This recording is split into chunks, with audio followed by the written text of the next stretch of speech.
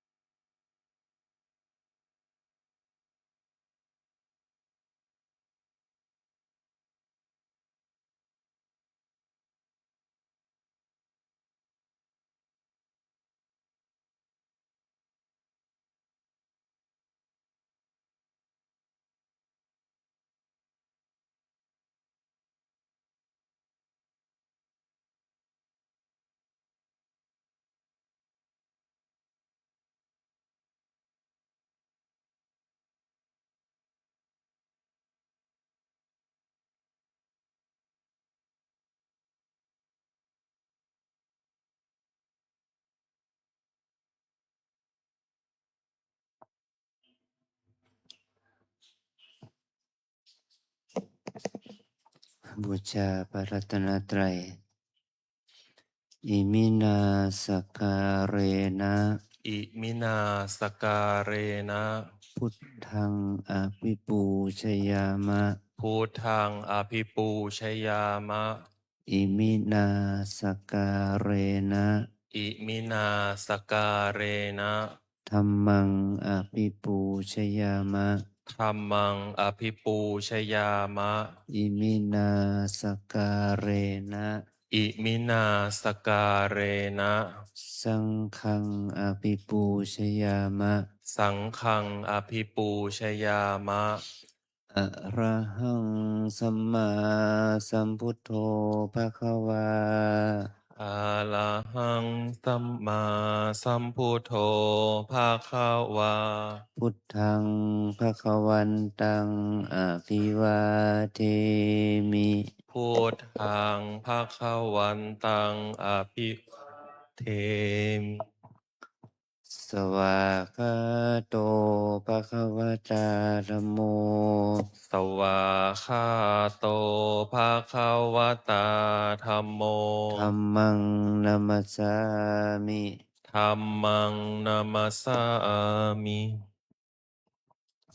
สุปฏิปันโนภะคะวะโตสาวกสังโฆสุปฏิปันโนภะคะวะโตสาวกสังโฆสังฆังนามามิ สังฆังนะมามิหันธรรมยังพุทธัสสะภะคะวะโตปุพพะภาคะนะมะการังกะโรมาเซนะโมตัตัสสสะสะภะภะคะคะวะวะโตโตอะอะระระหะหะโตโตสัมสัมมามาสัสัมมพุพุททธัธัสสสะสะนะนะโมโมตัตัสสสะสะภะภะคะคะวะวะโตโตอะอะระระหะหะโตโตสัสัมมมามาสัสัมมพุพุททธัธัสสสะสะนะนะโมโมตัตัสสสะสะภะภะคะคะวะวะโตโตอะอะระระหะหะโตโตสัสัมมมามาสัสัมมพุพุททธัธัสสสะสะอัญชลีวันทาอภิวาทอัญชลีวันทาอภิวาทอัญชลีวันทาอภิวาทอัญชลีวันทาอัญชลี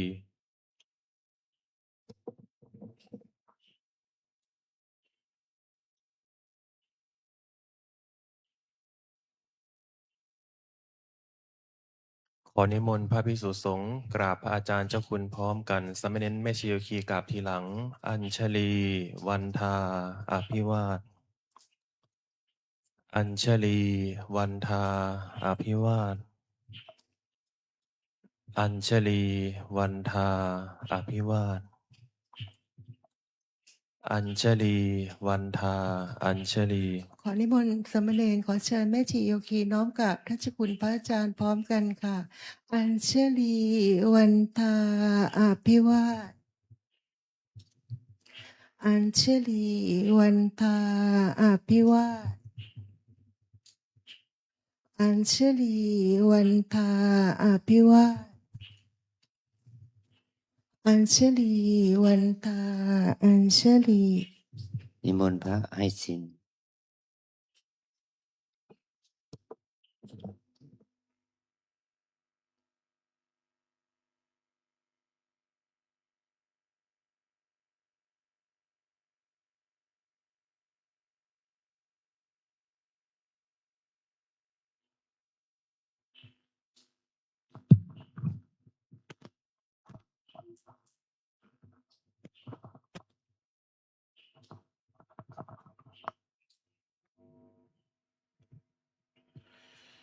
นิมนต์สามเณรทุกรูปกราบพระอาจารย์พร้อมกล่าวคำอาราธนาศีลพร้อมกันนะครับ อัญชลี วันทา อภิวาทอัญชลี วันทา อภิวาทอัญชลี วันทา อภิวาทอัญชลี วันทา อัญชลีมายังพันเตสรณะสีลังยาจามะทุติยัมปิมายังพันเตสรณะสีลังยาจามะตาติยัมปิมายังพันเตสรณะสีลังยาจามะ นะโมตัสสะภะคะวะโตอะระหะโตสัมมาสัมพุทธัสสะนะโมตัสสะภะคะวะโตอะระหะโตสัมมาสัมพุทธัสสะนะโมตัสสะภะคะวะโตอะระหะโตสัมมาสัมพุทธัสสะ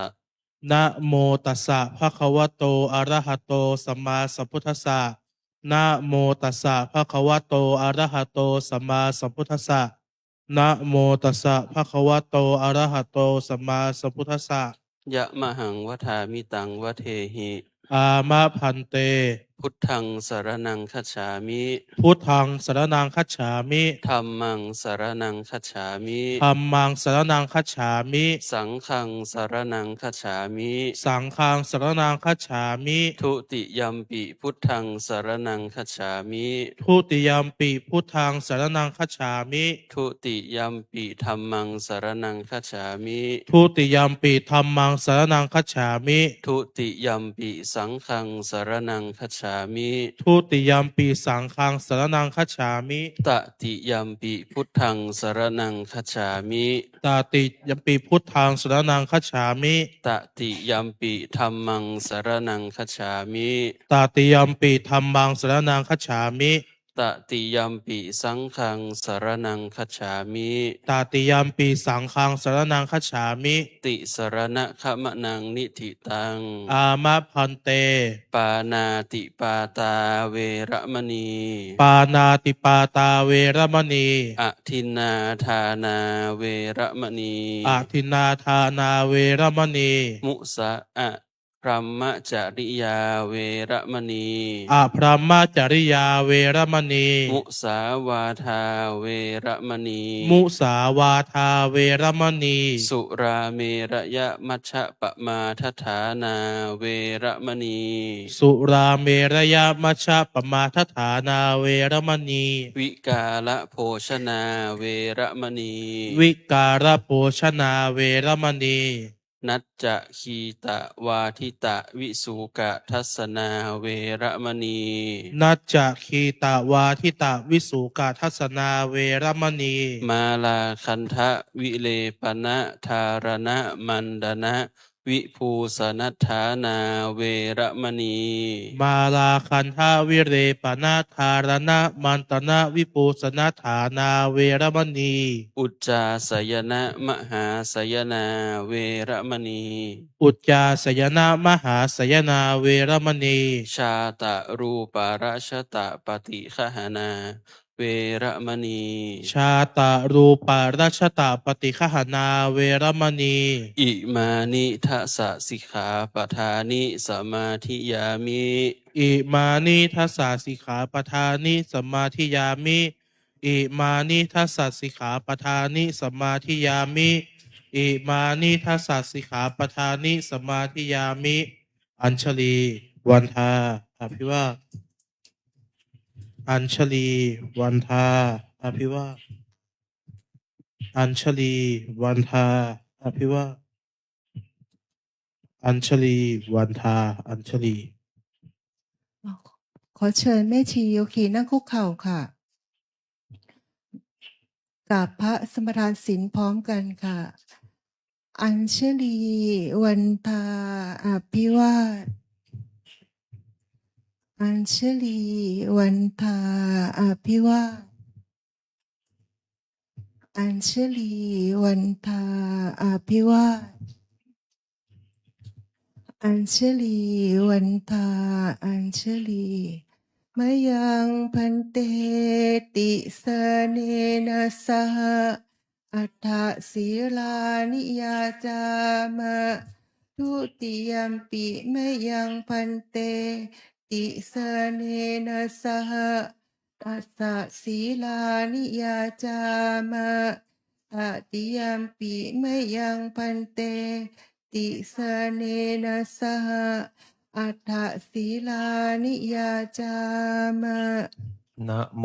ตัสสะภะคะวะโตอะระหะโตสัมมาสัมพุทธัสสะนะโมตัสสะภะคะวะโตอะระหะโตสัมมาสัมพุทธัสสะ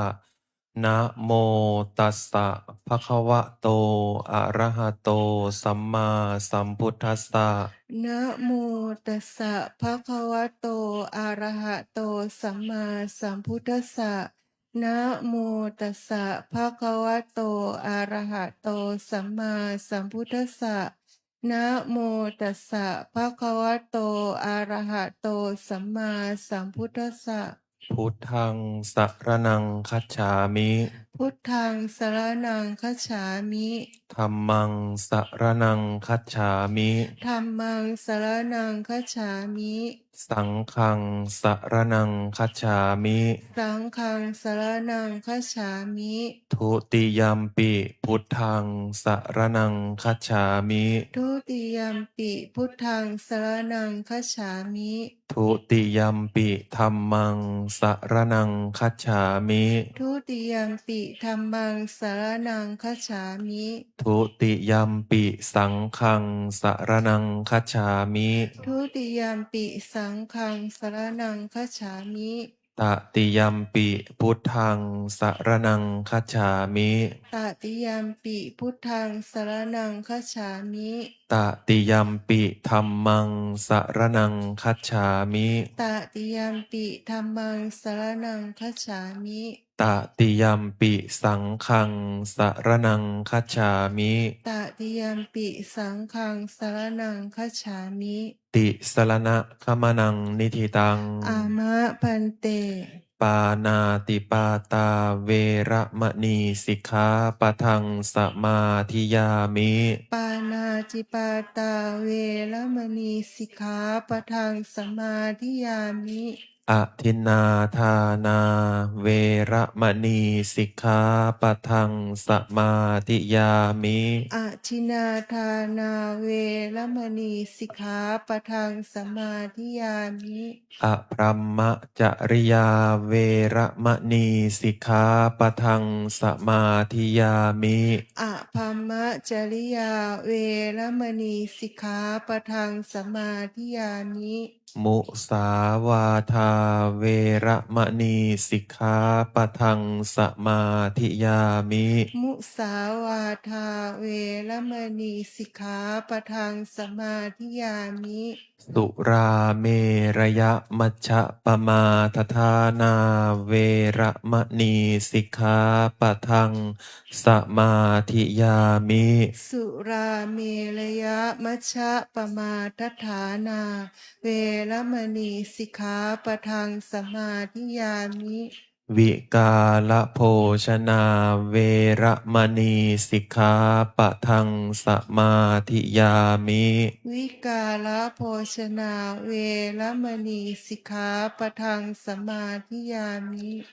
นัจจะคีตะวาทิตะวิสูกทัสสนะ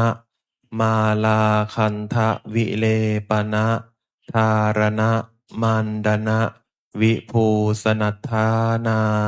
เวระมณีสิกขาปะทังสมาธิยามิ นัจจะขีตะวาทิตะวิสุกะทัสสนะมาราคันทะวิเลปนะธารณะมันธนะวิภูสนัฏฐานาเวรมณีสิกขาปะทังสมาธิยามิ อุจจาสยนะมหาสยนา เวระมณีสิกขาปะทังสมาธิยามิ อุจจาสยนะมหาสยนาเวรมณีสิกขาปะทังสมาธิยามิ อิมานิอัฏฐสิกขาปะทานิสมาธิยามิ อิมานิอัฏฐสิกขาปทานิสมาธิยามิ อิมานิอัฏฐสิกขาปทานิสมาธิยามิ อิมานิอัฏฐสิกขาปทานิสมาธิยามิ อิมานิอัฏฐสิกขาปทานิสีเลนะสุขติงยันติสีเลนะโภคสัมปทาสีเลนะนิพพุติงยันติตัสมาสีลังวิโสทะเย สาธุ สาธุ สาธุ อัญชลีวันทาอภิวาท อัญชลีวันทาอภิวาท อัญชลีวันทาอภิวาท อัญชลีวันทาอัญชลี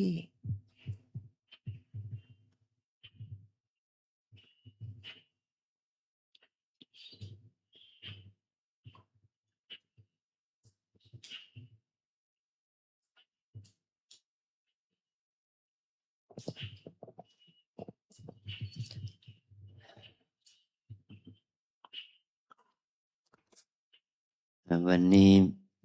วัดจังหวัดเราทางภาคเหนือฝนเริ่มตก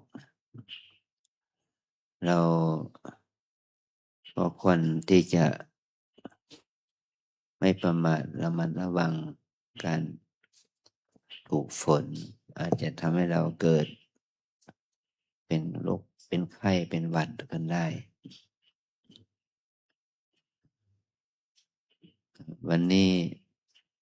ออกจากวัดไปข้างนอกไปทำกิจของสงฆ์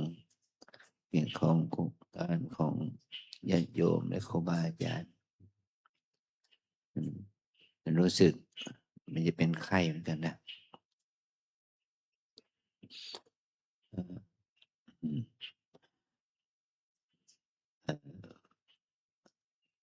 เราก็ต้องให้ความสำคัญกับกิจกรรมของทางวัดเรา ที่จะทำวัดสวดมนต์เย็นรวมไปถึงการมาทวนศีลทานศีลของสามเณรและแม่ชีโยคีทั้งหลาย แม้ว่าเราจะ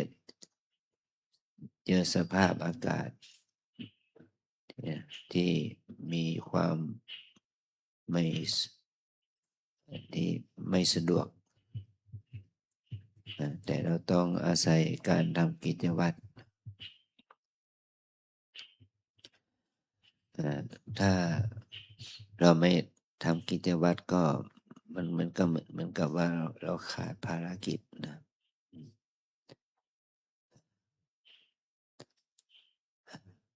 ตอนนี้ไปเมื่อเราได้รับเสียงแล้วก็จะได้ฟังโอวาทธรรมจากครูบาอาจารย์ที่ท่านจะได้แสดงธรรมให้เราฟัง วันนี้ท่านผู้ช่วยเจ้าวาดฝ่ายเผยแผ่ท่านพระอาจารย์สมุรสินศรีรสวโรจะได้แสดงธรรมให้พวกเราได้ฟังเพื่อเป็นโอวาทธรรมข้อวัดปฏิบัติเพื่อให้เกิดธรรมสวรรค์ไมยกุศลบุญอันเกิดจากการฟังธรรมเพื่อเป็นอานิสงส์บารมีความดีจะได้เกิดขึ้นกับเรา ขอนิมนต์นะ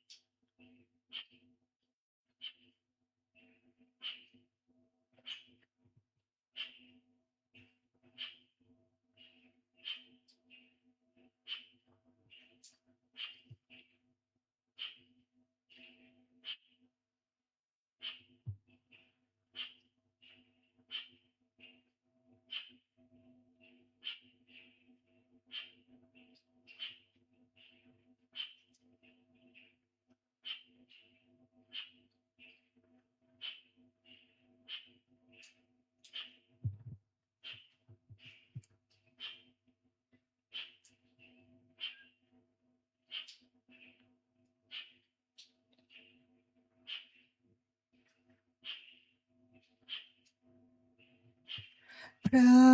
มาจะโลกาทิปติสหัมปติกัดอัญชลีอันทิวลังอายาจะทาสันติทัสสันตา ปาราชาคชาติกาเทเสตุธรรมังอนุกรรมปิมังประชังเท้าสหัมบดีพรหม เป็นบรมในพรหมมาทรงฤทธิ์ที่ศักดากว่าบริษัท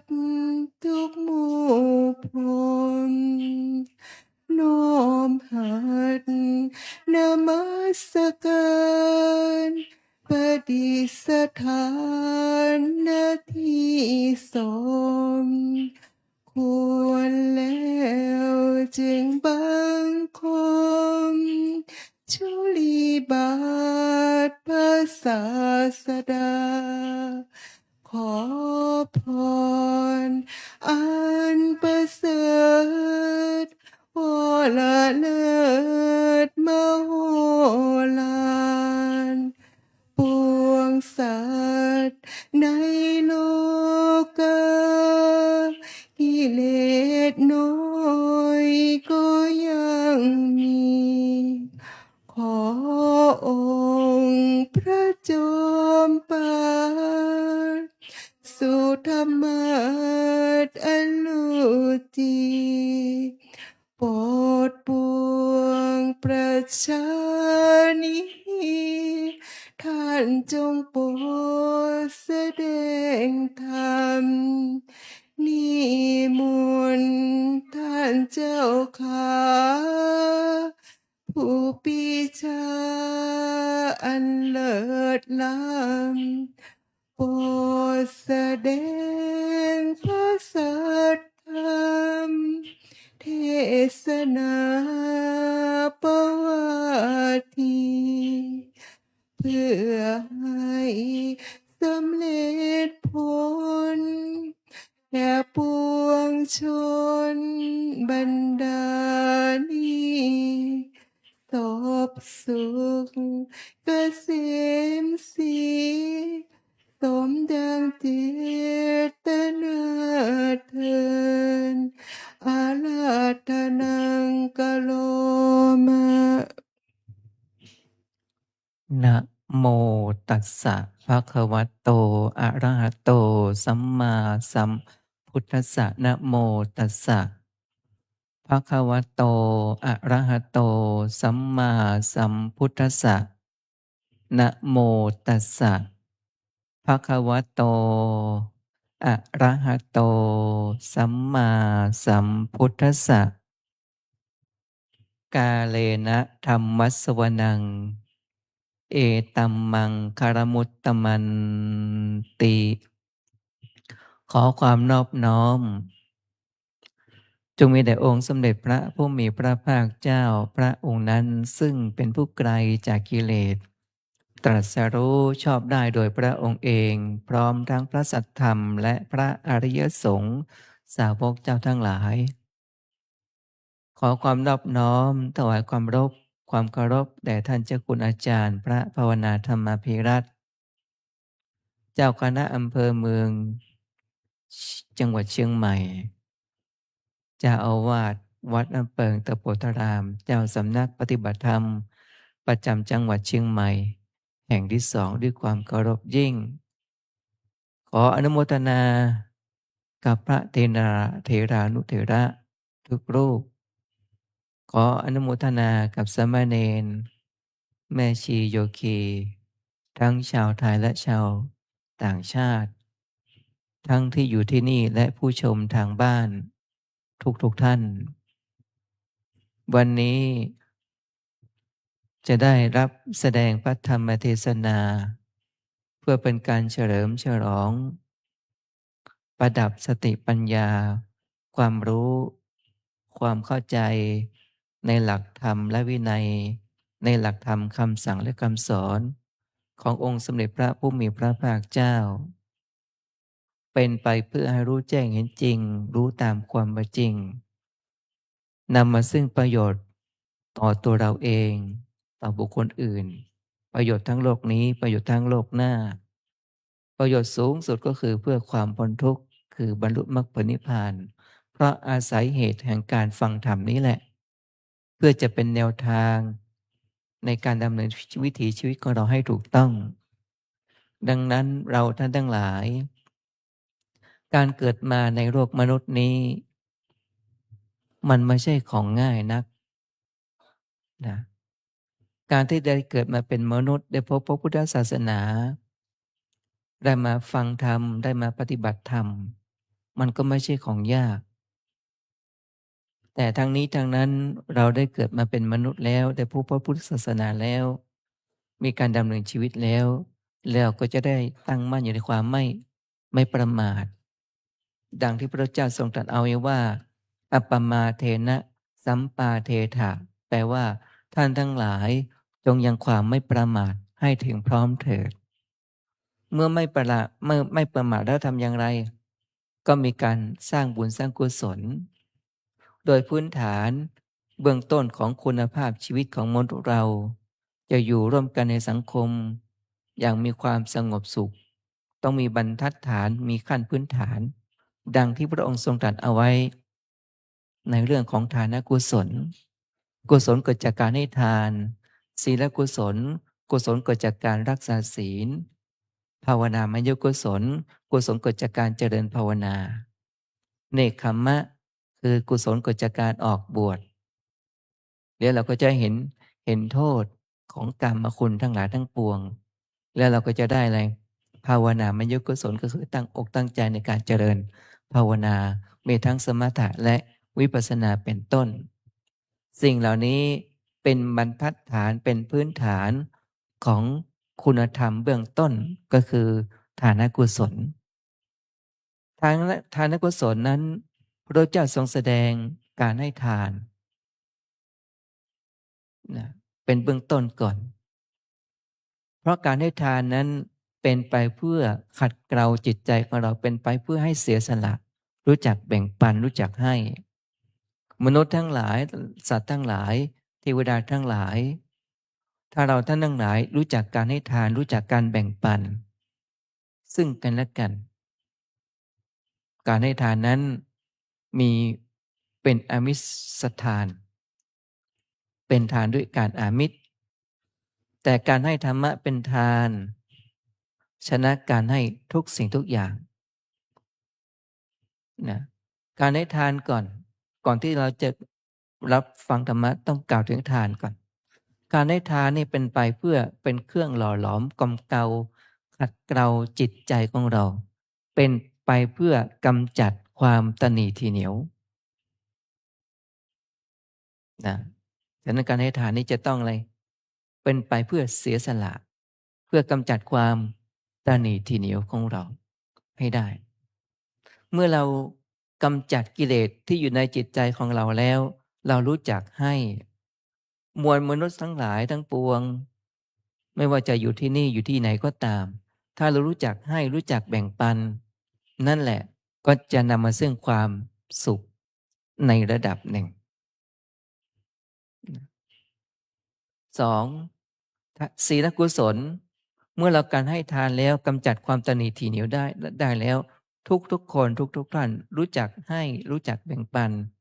เพื่อกำจัดกิเลสที่อยู่ในใจก็คือความตนีทีเหนียวได้แล้ว ผู้ให้ก็จะเป็นที่รัก หมายความว่าเป็นที่รักของตัวเราเอง เรากำจัดกิเลสในใจของเราได้ เราก็จะมีความสุขนะผู้ให้มีความสุขก่อนนะที่มีความสุขก่อนเพราะอะไรเพราะให้ด้วยใจนะเพื่อกำจัดกิเลสในใจของเรา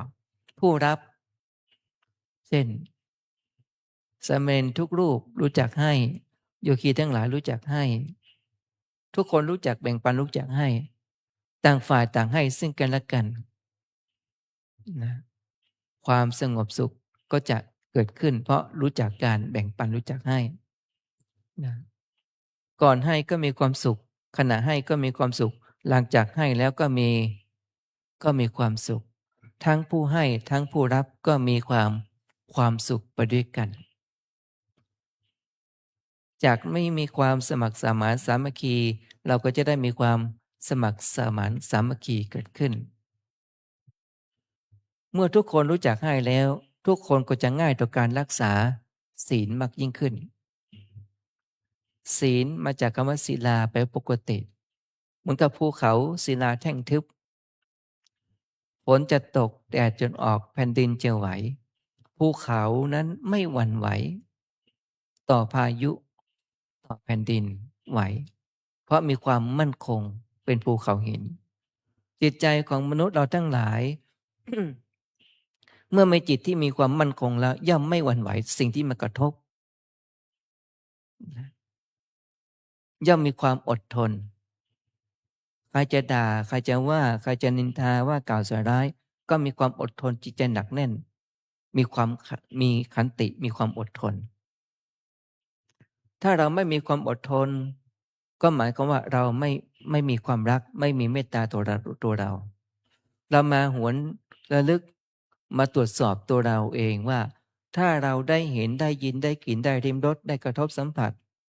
ทำภารกิจหน้าที่การงานอะไรก็ตามเราจะอยู่ที่วัดอยู่ที่บ้านอยู่ที่ทำงานอยู่ที่ไหนก็ตามถ้าเราไม่มีความอดทนเดี๋ยวก็ด่ากันเดี๋ยวก็ทะเลาะกันเดี๋ยวก็ตีกันเดี๋ยวก็ฆ่ากันเพราะความขาดความอดทนฉะนั้นบุคคลที่จะรักษาศีลได้บุคคลนั้นจะต้องมีความอดทนอดกลั้นต้องมีความอดทนเมื่อมีความอดทนความเจ็บความปวดเกิดขึ้นก็ต้องมีความอดทนยกตัวอย่างเช่นยุงกัดนะยุงมันกัดเนี่ยถ้าเราไม่มีความอดทนอย่างไรก็จะตบยุงใช่ไหมนะใครมาด่าเรามานินทาเรามาเอารัดเอาเปรียบเราบ่อยๆเราสุดที่จะอดทนไม่เมื่อสูงสุดแล้วไม่มีความอดทนแล้วเป็นยังไงก็จะด่ากันตีกันแล้วก็ในที่สุดก็ฆ่ากันตายเพราะขาดความอดทนแล้วไงฆ่ากันตายแล้วก็เกิดความเดือดร้อนทั้งสองตระกูลมีคดีความกัน เพราะขาดความอดทนนั่นเองฉะนั้นบุคคลที่จะรักษาศีลได้นั้นต้องมีจิตที่มีเมตตาปรารถนาดีตัวเราให้เรามีความอดทนดังที่พระองค์ทรงตรัสเอาไว้ว่าขันติปรมังตะโปติติขาขันติคือความอดทนอดกลั้นเป็นธรรมเครื่องเผากิเลสนี้ความอดทนฉะนั้นเราจะอยู่ในสถานภาพใดก็ตามเราก็ต้องมีความอดทนทุกสิ่งทุกอย่างแล้วเราก็จะรักษาศีลได้ก็คือเว้นจากการฆ่าสัตว์เว้นจากการลักทรัพย์เว้นจากการประพฤติผิดในกามเว้นจากการพูดเท็จพูดส่อเสียดพูดเพ้อเจ้อพูดคำหยาบคายเว้นจากการติดสิ่งเสพติดของมึนเมาทุกชนิด ใครจะชักชวนไปในทางแหล่งอบายมุขก็จะมีความอดทน แต่ถ้าเราไม่มีความอดทนเราก็ไหลไปตามกระแสสิ่งเหล่านั้น แล้วก็จะนำมาซึ่งความเดือดร้อน จะขอยกตัวอย่าง หญิงสาวคนหนึ่ง ที่ปรากฏอยู่ในหน้าหนังสือพิมพ์ เป็นคนที่มีความกตัญญูเขาเขียนข่าวไว้อย่างนั้น หญิงสาวคนนี้มีความกตัญญูต่อพ่อแม่ทำงานมาได้เงินเดือนมาก็เลี้ยงดูพ่อแม่มีความกตัญญูครอบครัวต่อพ่อแม่ เป็นเสาหลักของบ้าน มีอยู่วันหนึ่งเพื่อนสนิทชวนไปงานสังสรรค์ที่โศกนาฏกรรมเกิดขึ้นก็คือที่โรงเบียร์ที่ลาดพร้าวทางที่นางเนี่ยเป็นคนดีมีความกตัญญูในข่าวนั้นเขาเขียนว่า นางไม่เคยเที่ยวเตะไม่เที่ยวไม่มีแหล่งอบายมุขเลย แต่เพื่อนสนิทชวนไปงานสังสรรค์ไปครั้งแรกแล้วไปครั้งเดียวเพื่อนชวนไปแล้วก็เกิดโศกนาฏกรรมแล้วทางพ่อแม่ก็เลยเดินทางไปรับศพอันนี้เราจะเห็นได้ว่าคนเราเนี่ยเป็นคนดีมีความกตัญญูพลาดนิดเดียวเมื่อก่อนนั้นเป็นคนมีความกตัญญูไม่เคยเที่ยวเลยไม่เคยเตะเตร่ไม่ไปอบายมุขเลยแต่ไปเพราะเพื่อนชวนไปแล้วก็ไปก็เกิดอะไรเกิดสูญเสียชีวิตเกิดขึ้นอันนี้เป็นที่น่าสังเวชและสลดใจอันนี้ขนาดคนดีฉะนั้นเราจะต้องมีความอดทนจริงๆถ้าเราไม่มีความอดทนเกรงใจเพื่อนก็จะเกิดเหตุอย่างนี้เกิดขึ้นอันนี้เป็นที่น่าสังเวชและสลดใจว่าคนทั้งหลายก็เกิดเหตุเหล่านี้เกิดขึ้นนะชีวิตของเราไม่สมควรที่จะตายแต่มันก็ต้องตายก่อนวัยอันควรเพราะมีเหตุของมันเองนั่นเองฉะนั้นเราก็จะต้องมีความอดทนถ้าเราไม่มีความอดทนเราถูกชักจูงไปสถานบันเทิงเหล่านั้นก็มีความสุ่มเสี่ยงสูงมากเราท่านทั้งหลายที่เคยไปสถานที่แห่งนั้นแล้วที่รอดปลอดภัยมาอยู่ณปัจจุบันนี้ได้ก็ถือว่าเราแคล้วคลาดนะแต่พุทธศาสนาของเราพระพุทธเจ้าทรงตรัสเอาไว้ว่าอัปปมาเทนะสัมปาเทถาว่าท่านทั้งหลายจงยังความไม่ประมาทให้ถึงพร้อมเถิดก็หมายความว่าคนดีก็ตายคนไม่ดีก็ตายแล้วเราจงตั้งมั่นในความไม่ประมาทดีที่สุดไม่ว่าจะอยู่ในวัดอยู่นอกวัดทำภารกิจอะไรก็ตามเราจะต้องตั้งมั่นอยู่ในความไม่ประมาทดีที่สุดนะฉะนั้นเมื่อมีการให้ทานแล้วรักษาศีลแล้วก็เจริญภาวนาหรือออกบวชอย่างเราท่านทั้งหลายนี่แหละการบวชนั้นถ้าเราอยู่ในวัดก็เนกขัมมะมาบวชเขาได้บวชกายบุคคลมาอยู่ในวัดแต่ใจออกนอกวัดเขาได้บวชแต่กายแต่ใจไม่ได้บวชบุคคลอยู่ที่บ้านอยู่ที่ทำงานไม่ได้บวชกายแต่ว่าบวชใจมีพุทธศาสนิกชนทั้งหลายทั้งปวงไม่ได้เข้าวัดไม่ได้อยู่ในวัดแต่ว่าเขาอยู่ที่บ้านเขาก็ไหว้พระสวดมนต์อยู่ที่บ้านเขากระเดินจงกรมนั่งสมาธิอยู่ที่บ้านก็มีมากจำนวนมากฉะนั้นความรู้ทั้งหลายทั้งปวงมีอยู่ใน YouTube เยอะแยะมากมายแก่กองพระระดับราชาคณะแสดงธรรมไว้ดีเยี่ยมเลยถ้าเราเข้าไปใน YouTube ไปฟังธรรมะหลวงพ่อทั้งหลายท่านเจ้าคุณทั้งหลายเทศเนี่ยดีมากนะ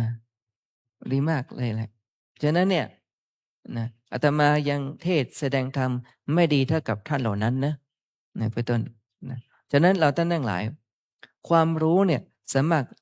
หาได้แหล่งข้อมูลได้เยอะแยะอยู่ที่ปลายนิ้วของเราถ้าเราจะศึกษาธรรมะเป็นต้นฉะนั้นแต่จะให้ดีก็มาอยู่วัดจะดีกว่า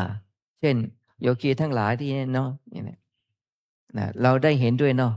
ได้มาประพฤติปฏิบัติอยู่ที่บ้านมีภารกิจเยอะแยะมากมายก่ายกองจริงไหมเอ่ย จะมาเดินนั่ง เดี๋ยวนั่นก็เรื่องนั้นก็มาเรื่องนี้ก็มา เหล่านี้เป็นต้น แต่ก็ได้หมดอะถ้าชื่อว่าปฏิบัติธรรม ดังนั้นเราจึงเห็นโทษของความโลภเห็นโทษของความโกรธ เห็นโทษของความหลง ฉะนั้นสังคมมนุษย์จะอยู่ด้วยกันสันติสุขสันติภาพจะเกิดขึ้นต้องอาศัยในความสมัครสมานสามัคคีในหมู่มนุษย์ ฉะนั้นความสามัคคีเนี่ยพระพุทธเจ้าทรงสรรเสริญความสามัคคีในหมู่มนุษย์ เพราะความสามัคคีนำมาซึ่งความสุขนำมาซึ่งความเจริญ มีเรื่องในชาดกพระพุทธเจ้าของเราได้กำเนิดเกิดเป็นนกกระจาบมีบริวารจำนวนมาก มีอยู่ตอนหนึ่ง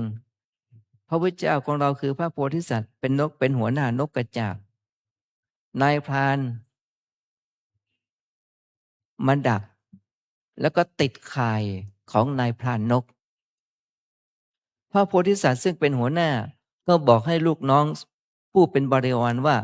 ขอให้เรามีความสมัครสมานสามัคคีกันให้พร้อมใจกันบินพร้อมกันแล้วก็สามารถดุดออกจากข่ายตาข่ายของนายพรานนั้นได้คือสามารถยกข่ายนั้นได้นกทุกตัวนกกระจาบทุกตัวก็จะรอดพ้นจากอันตรายจากนายพรานนกนั้นได้นะนายพรานก็เอาข่ายมาวางก็พระโพธิสัตว์บริวารติดข่ายของนายพรานพระโพธิสัตว์ก็สั่งการบอกว่าเนี่ยทุกตัวจะต้องมีความสามัคคีกันพร้อมเพรียงกันนับ3 2 1แล้วก็บินพรึบทีเดียวเลยสามารถยกข่ายนั้นออกกลางอากาศแล้วก็ข่ายนั้นก็หลุดนกก็บินรอดออกจากตาข่ายนั้นได้นี่คือเกิดจากความสามัคคีในหมู่คณะมีอยู่ตอนหนึ่งฝูงนกทั้งหลายไปจับต้นไม้มีนกตัวหนึ่งจับอยู่ข้างบนตัวหนึ่งอยู่ข้างล่างตัวหนึ่งถ่ายรถถูกใส่ตัวนกกระจาบที่อยู่ข้างล่างนกกระจาบที่โดนเขาถ่ายรถใส่ตนเองก็เกิดความโกรธขึ้นมาทะเลาะกันเหมือนกับเราเห็นนกเอี้ยงตามที่ต่างๆมันทะเลาะกันแต่ความสามัคคีกันนะชนกันทะเลาะกันพระโพธิสัตว์ก็ไปห้ามปรามไม่ให้ทะเลาะกันแต่นกทั้งหลายก็โกรธกันแค้นกันเลยแตกความสามัคคีมนุษย์เราท่านทั้งหลายก็เช่นเดียวกันถ้าแตกความสามัคคีกันเมื่อไหร่แล้วเป็นอย่างไรไม่พร้อมเพรียงกันนายพรานมาดักนกอีกทีเป็นอย่างไรแตกความสามัคคีแล้วเกี่ยงกันสุดท้ายก็ตกเป็นอาหารของนายพรานนกเป็นต้นเพราะแตกความสามัคคีกันฉะนั้นมนุษย์เราถ้าไม่มีความซื่อสัตย์ไม่มีความสุจริตถ้าไม่มีความยุติธรรมก็จะแตกความสามัคคีกันเหล่านี้เป็นต้นฉะนั้นความสามัคคีมีความจำเป็นอย่างยิ่งว่าเราจะต้องมีความสามัคคีความยุติธรรมก็เช่นเดียวกันนะความยุติธรรมนี้เป็นสิ่งสำคัญถ้าหากเรามีความลำเอียงมีความเหลื่อมล้ำนะเขาก็รู้ได้ว่ายกตัวอย่างครอบครัวหนึ่งพ่อแม่มีลูก2-3 คนนะพอดีพ่อแม่มีความลำเอียงรักคนนั้นแต่ไม่ชอบคนนี้เกิดความลำเอียงเกิดขึ้นลูกก็เกิดความไม่ชอบขึ้นมาว่าทำไมพ่อมีความลำเอียงทำไมแม่มีความลำเอียงทำไมปู่ย่าตายายมีความลำเอียงเมื่อไม่มีความลำเอียงไม่มีความยุติธรรมเกิดขึ้นแล้วถามว่าครอบครัวนั้นจะมีความสงบสุขไหมเอ่ยจะมีไหมมีหรือไม่มีไม่มีแล้วเพราะมีความลำเอียงเพราะความลำเอียง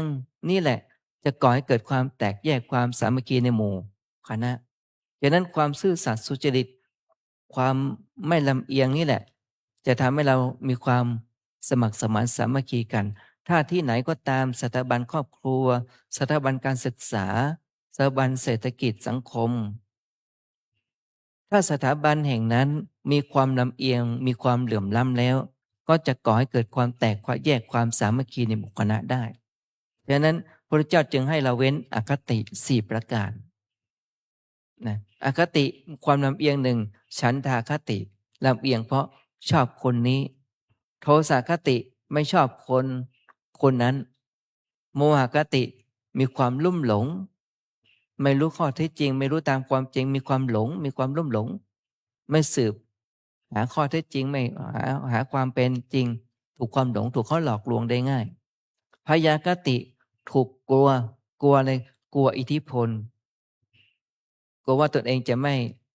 ได้ทำงานกลัวเองจะได้ไม่ได้โอกาสจึงเกิดความต้องทำตามคำสั่งเพราะมีอิทธิพลมาครอบงำอยู่ต้องทำตามคำสั่งเพราะความพยาคติมีความลำเอียงเพราะความกลัวไม่ทำตามคำสั่งก็ไม่ได้จะผิดกลายเป็นถูกกลายเป็นผิดได้ฉะนั้นคณะศาลผู้พิพากษาทั้งหลายทั้งปวงก็เช่นเดียวกันถ้ามีความลำเอียงในการตัดสินคดีแล้วความแตกแยกความสามัคคีในหมู่คณะก็ย่อมเกิดขึ้นเพราะศาลนั้นมีความลำเอียงเป็นต้นมีหลายคดีที่มีการตัดสินผิดพลาดก็คือมีความลำเอียงนะการให้รางวัลก็เช่นเดียวกันบุคคลบางคนควรที่จะได้รับรางวัลแต่กลับไม่ได้รับแต่คนไม่สมควรที่จะได้รับรางวัลก็ได้รับรางวัลก็เกิดความลำเอียงเกิดขึ้นในหน่วยงานนั้นๆนี่แหละเป็นปัจจัยก่อให้เกิดความแตกแยกความสามัคคี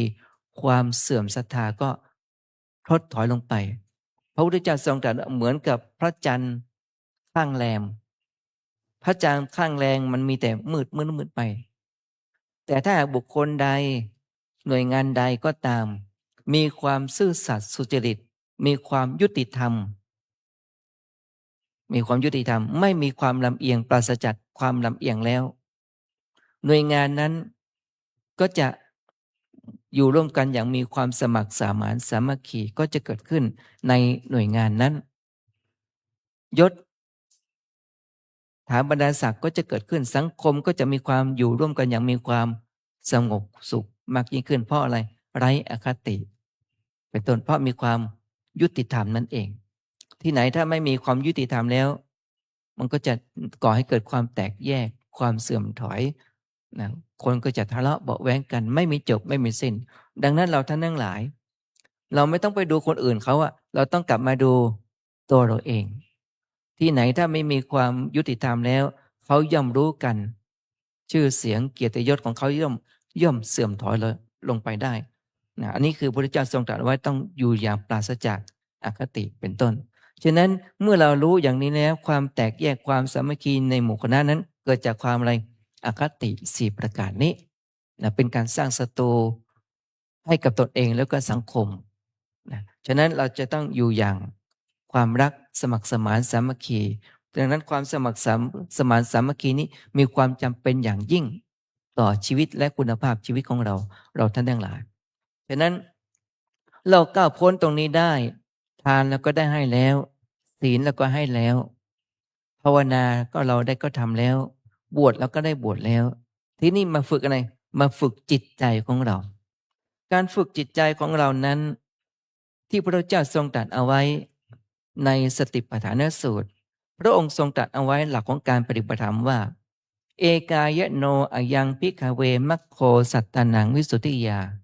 โสกะปริเทวานังสมติกมายะทุกขโทมนัสสานังอัตถังขมายะยายัสสะอธิขมายะนิพพานัสสะสัจฉิกิริยายะ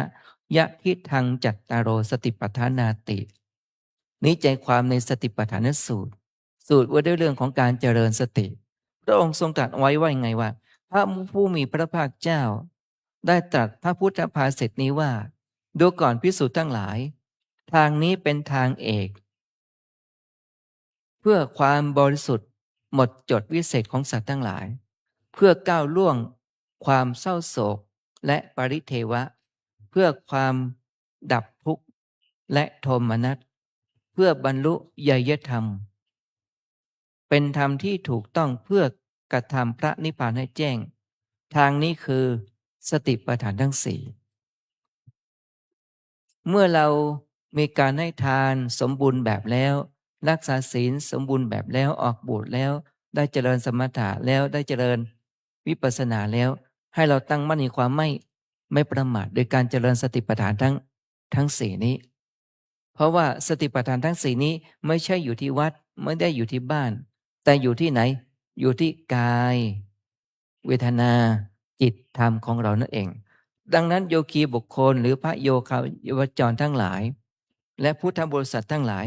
พึงปรารถนาที่จะมีความสุขและพ้นจากทุกข์อย่างยั่งยืนนะเราจะต้องเว้นปราศจากเสียซึ่งอคติ การปฏิบัติธรรมเราต้องขอขมาโทษ สมาทานศีล ที่เราขอขมาโทษ สมาทานศีล แล้วยืนยันตัวตนของเราว่า อิมาหังภควาอัตตะภาวังตุมหากังปริจฉาชามิข้าแต่ท่านผู้เจริญข้าพเจ้า ขอมอบกายถวายชีวิตต่อพระรัตนตรัย คือพระพุทธพระธรรมและพระสงฆ์เพื่อจะเจริญวิปัสสนากรรมฐานนี่ศัพท์หนึ่ง เพราะว่าชีวิตทั้งชีวิตของเราที่ได้มาตั้งแต่กำเนิดจนถึงปัจจุบันนี้เราเปล่งวาจาสมาทานขอมอบกายถวายชีวิตต่อคุณพระรัตนตรัย 2. อิมาหังอาจาริยะอัตตะภาวังตุมหากังปริจฉาชามิข้าแต่ท่านผู้เจริญข้าพเจ้าขอมอบกายถวายชีวิตต่อครูอาจารย์ ขอท่านจงให้กรรมฐานแก่ข้าพเจ้า ก็คือครูอาจารย์ของเรา เพื่อจะกระทำให้แจ้งซึ่งมรรคผลนิพพานเหล่านี้เป็นต้น ฉะนั้นสองประโยคนี้เป็นการยืนยันตัวตนของเราว่าเราจะได้ตั้งมั่นอยู่ในความไม่ประมาท เพราะว่าระหว่างที่เราให้ทานรักษาศีลเจริญภาวนาทำคุณงามความดีตั้งแต่ต้นมาด้วยความบริสุทธิ์ใจแล้วเราจะมีความเชื่อมั่นมีความมุ่งมั่นตั้งใจมั่นในการประพฤติธรรมปฏิบัติตามธรรมและวินัยให้เกิดขึ้นกับชีวิตของเราเอง เพราะการปฏิบัตินั้นเป็นเรื่องของเฉพาะส่วนบุคคลทำแทนกันไม่ได้ฉะนั้นสติปัฏฐานทั้งสี่นี้เป็นทางเดียวไปได้คนเดียวไปได้ผู้เดียวเท่านั้นไปแทนกันไม่ได้ต้องปฏิบัติได้ด้วยตัวของเราเองแต่การแสดงธรรมให้คำแนะนำกันได้ให้กำลังใจกันได้ให้ทรัพย์สมบัติกันได้ให้อภัยกันได้แต่เรื่องปฏิบัตินั้นเป็นของเฉพาะบุคคลต้องทำด้วยได้แต่เพียงผู้เดียวทำแทนกันไม่ได้แต่ต้องทำได้ด้วยตัวของเราเองฉะนั้นเนี่ยการเจริญสติปัฏฐานทั้งสี่นี้เพื่ออะไรเพื่อความหมดจดวิเศษก็คือเพื่อทำใจให้บริสุทธิ์เพื่อดับความเศร้าโศกดับความเสียใจดับความพิไรดามพันดับความทุกข์ทางกายดับความทุกข์ทางใจทางนี้คือสติปัฏฐานทั้งสี่คือเอกายโนนั่นเองฉะนั้นทางสติปัฏฐานทั้งสี่เนี่ยเป็นแนวทางปฏิบัติเพื่อความพ้นทุกข์ก็จะขอย้อนไปว่าเรามีบ้านเรามีครอบครัวเรามีลูกมีหลานเรามียศถาบรรดาศักดิ์เรามีกองมรดกก็เป็นสิ่งที่ดีแต่สิ่งเหล่านี้จะการันตีได้ไหมว่าจะไม่ให้เราทุกข์ใจได้ไหมเอ่ยทรัพย์สมบัติเหล่านี้การันตีได้ไหมว่าเราจะไม่มีโรคได้ไหมการันตีได้ไหมว่าเราจะไม่พลาดของรักของหวงการันตีได้ไหมว่าเราจะไม่แก่ไม่เจ็บและการันตีได้ไหมว่าจะไม่ตายเพราะทรัพย์เหล่านี้แต่การมีทรัพย์เหล่านี้เป็นสิ่งที่ดีเพราะเป็นเครื่องอำนวยความสะดวกในการดำเนินชีวิตแต่ไม่สามารถพ้นทุกข์เพราะทรัพย์เหล่านี้ได้ดังนั้นจึงเป็นที่มาที่พระเจ้าทรงแสดงเรื่องของทานกุศลคือรู้จักการบริจาคทานจะขอยกตัวอย่างให้เห็นให้ชัดเจนเช่นสถานที่แห่งนี้คือพระอุโบสถพระอุโบสถจะไม่รูปร่างอย่างนี้ให้เราได้นั่งได้ใช้เนี่ยต้องอาศัยงบประมาณจากพุทธบริษัททั้งหลายที่ทำบุญผ้าป่าทอดกฐินเพื่อสมทบทุนเพื่อจะสร้างศาลาพระอุโบสถแห่งนี้ให้สำเร็จได้ต้องอาศัยงบประมาณเราจึงใช้สถานที่แห่งนี้เป็นที่ เจริญภาวนานะใช้สถานที่ แต่สถานที่นั้นต้องใช้งบประมาณ เมื่อวันก่อนได้เดินทางไปงานพระราชทานเพลิงศพของคุณโยมณรินีนะไปกับท่านเจ้าคุณอาจารย์ท่านนิมนต์ไป แล้วก็ได้สนทนาถามอาจารย์ว่า อาจารย์ครับ อาคารภัตตศาลา หอฉันมาตรฐานนะมาตรฐานสากลนะมีงบประมาณอยู่เท่าไหร่แล้ว ตอนนี้มีงบประมาณอยู่30 ล้าน แต่ท่านเจ้าคุณอาจารย์บอกว่า ต้องใช้งบประมาณถึง70 กว่าล้านนะอันนี้คือ70 กว่าล้านได้เฉพาะโครงสร้างตัวอาคารเท่านั้น ยังไม่รวมลิฟต์แล้วก็ไม่รวมเครื่องเฟอร์นิเจอร์เก้าอี้ต่างเตียงนอนผ้าม่านมุงลวดยังไม่รวม70 กว่าล้านฉะนั้นต้องอาศัยงบประมาณในการก่อสร้าง เพื่อใช้สถานที่เป็นสร้าง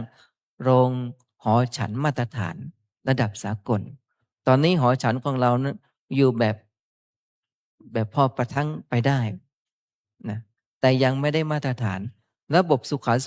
ภิบาลก็ยังไม่ได้มาตรฐาน ก็พออยู่ได้ เหล่านี้เป็นต้น ต้องใช้งบประมาณถึง70 กว่าล้าน และอีก40 ล้านจะมาจากไหนล่ะ ก็เอามาจากอะไร จากคณะพุทธบริษัททั้งหลายทั้งปวงที่ได้เสียสละนั่นเอง ฉะนั้นเรื่องเหล่านี้นะบุคคลที่มีทรัพย์สมบัติทั้งหลายทั้งปวงดังที่กล่าวไว้ใจความตอนหนึ่งว่า เรามีทรัพย์สมบัติมากมายแก่กองเป็นสิ่งที่ดี แต่ทรัพย์เหล่านั้นถ้าเรามีความสุขสะดวกในการจับจ่ายใช้สอยในระดับหนึ่ง แต่มันก็อยู่กับเราไปได้ไม่นาน แต่ถ้าว่าเราเสียสละทรัพย์เหล่านั้นมาสร้างเสนาสนะ เช่นอุโบสถแห่งนี้ใช้งบประมาณ45 ล้าน ยังไม่รวมอย่างอื่นนะ ยังไม่รวมระบบเครื่องเสียงอย่างอื่นนะอย่างเฟอร์นิเจอร์ยังไม่รวมนะยังไม่ได้รวมนะเมื่อเรามีการก่อสร้างเกิดขึ้นแล้ว เราก็จะได้ใช้เสนาสนะแห่งนี้ เป็นสถานที่เกื้อกูลต่อการบำเพ็ญกุศลการเจริญภาวนาของเราท่านทั้งหลาย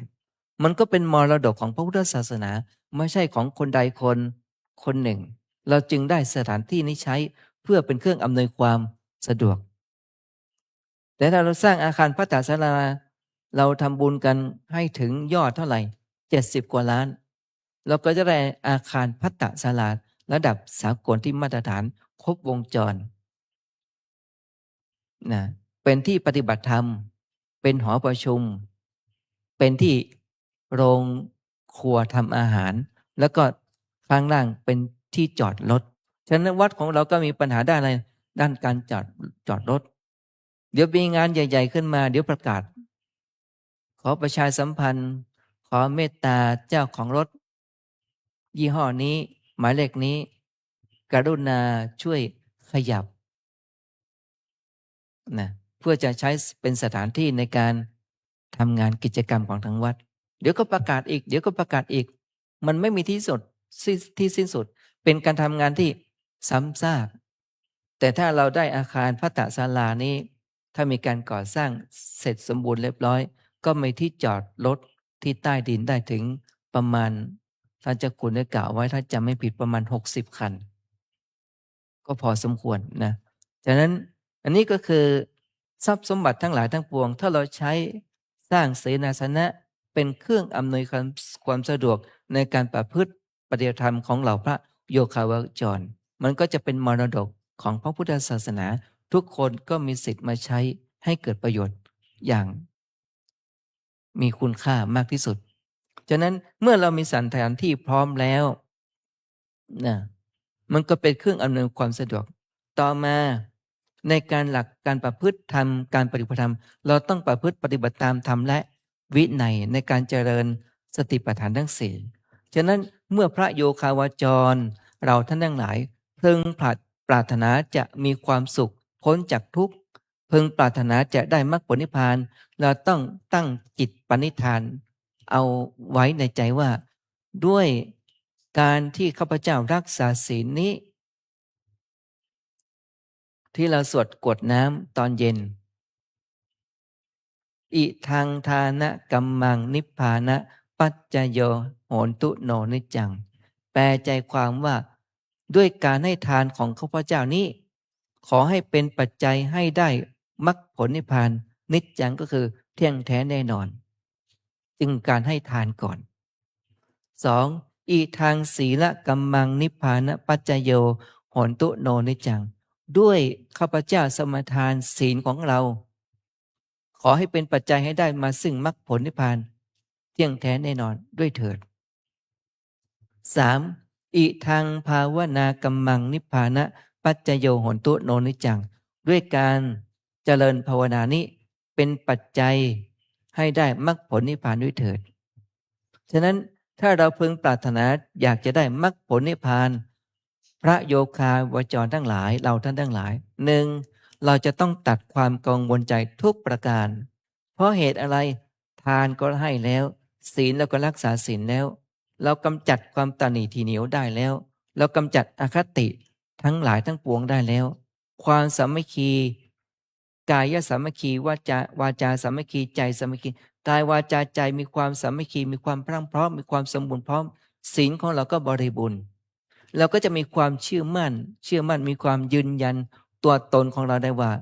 เราให้ทานแล้วรักษาศีลแล้วภาวนาแล้วยืนยันตัวตนของเราได้ เรามีความซื่อสัตย์สุจริตแล้ว ก็ขอให้อำนาจแห่งทานศีลภาวนานี้เป็นปัจจัยให้ข้าพเจ้าได้บรรลุมรรคผลนิพพานด้วยเถิด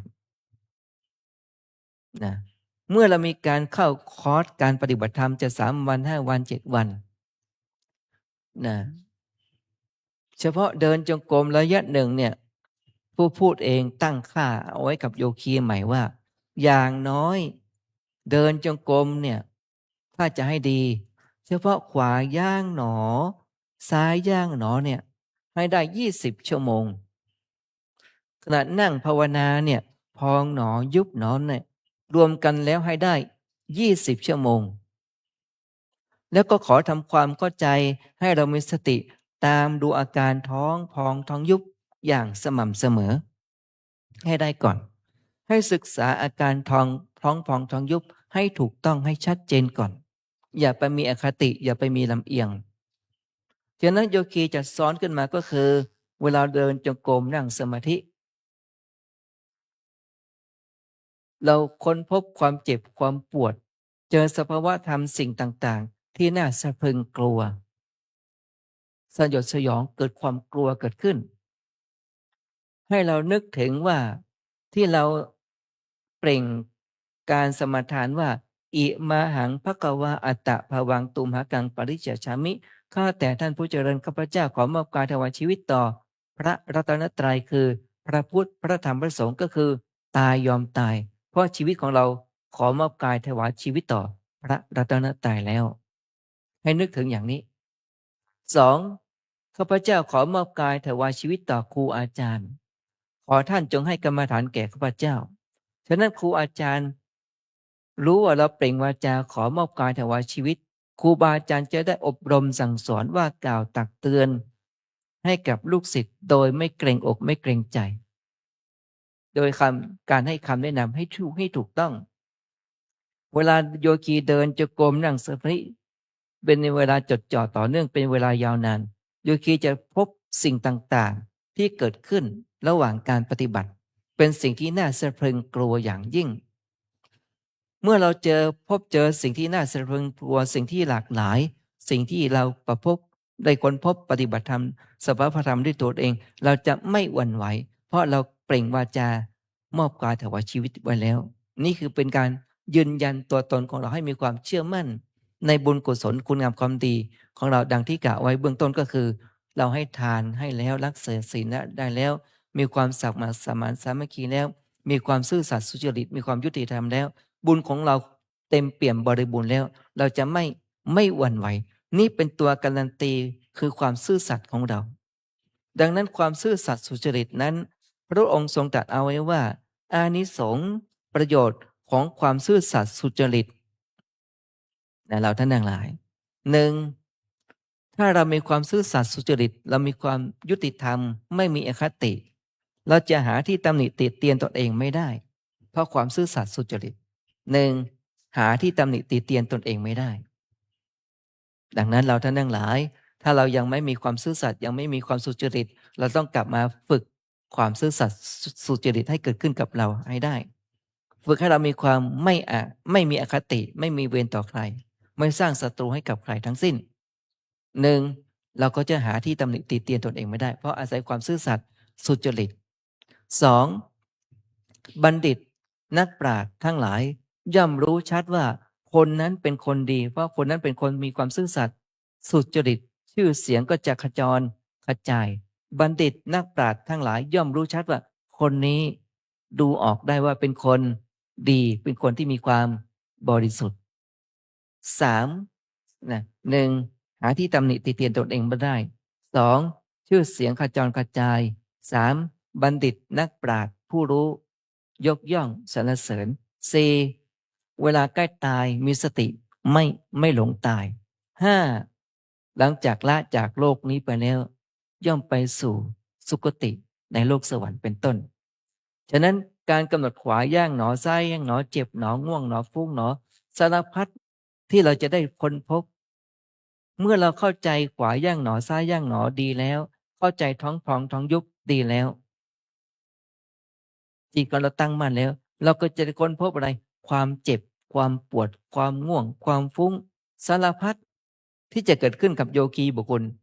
นั่นก็หมายความว่าสติของเรามีความสมบูรณ์สมาธิของเรามีความสมบูรณ์ปัญญาของเรามีความ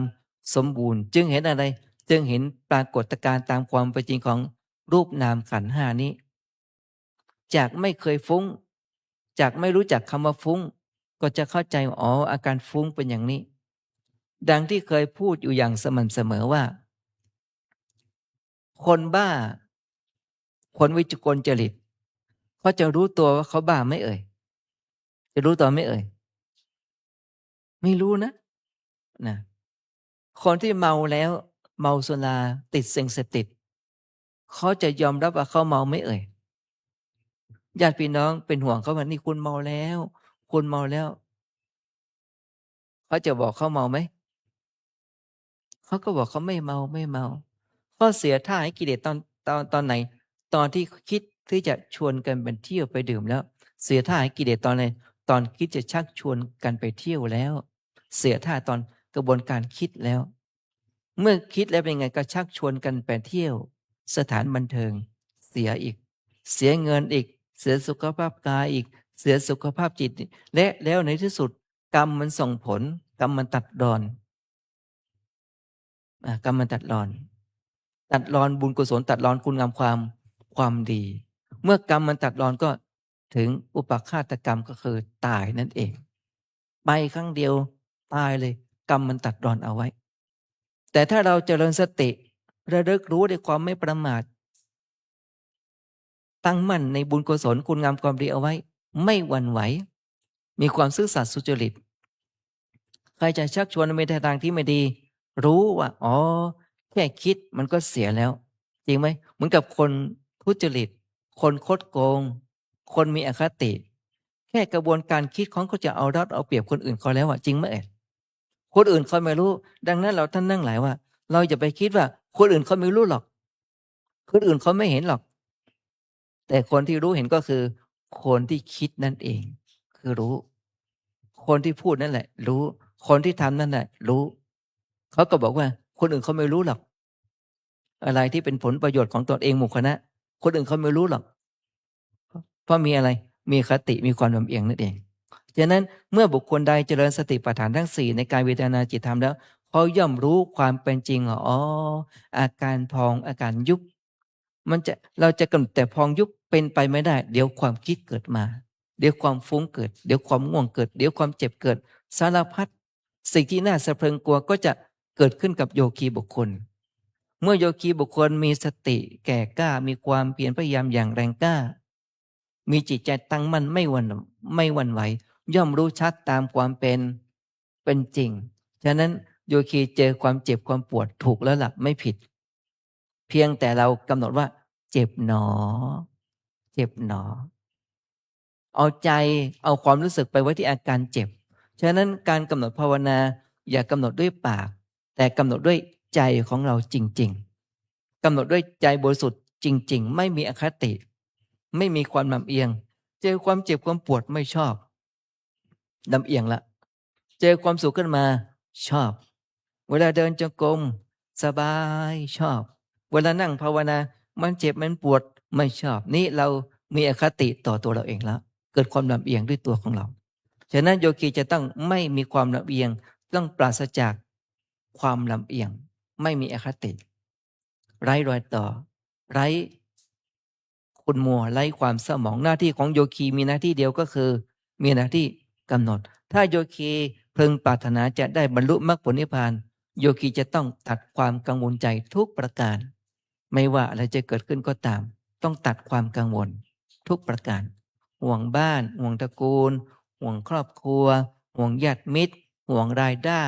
ห่วงการงานที่ค้างเอาไว้ห่วงโรคภัยไข้เจ็บห่วงงานการศึกษากังวลไปหมดอ่ะฉะนั้นโยคีถ้าพึงปรารถนา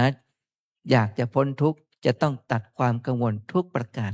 แล้วตั้งอกตั้งใจในการประพฤติปฏิบัติธรรมเดินจงกรมนั่งสมาธิกำหนดตามความเป็นจริงแล้วเราก็จะได้ความซื่อสัตย์เกิดขึ้นโดยอัตโนมัติแล้วเราก็จะไม่มีอคติดีก็กำหนดไม่ดีก็กำหนดเมื่อโยคีกำหนดเป็นไปอย่างต่อเนื่องแล้วโยคีก็จะเห็นความเจ็บความปวดเห็นนิมิตต่างๆเห็นความสุขเห็นความทุกข์จะเจออะไรเยอะแยะมากมายแก่กองอันนี้เราต้องค้นพบด้วยตัวของเราเองนะเมื่อโยคีรู้เข้าใจอย่างนี้แล้วรู้คนอ๋อใจไปรู้ที่ท้องพองใจรู้อาการยุบอ๋อท้องพองเป็นอย่างนี้จิตก็ไปที่อาการพองท้องยุบจิตก็ไปอยู่ที่อาการยุบ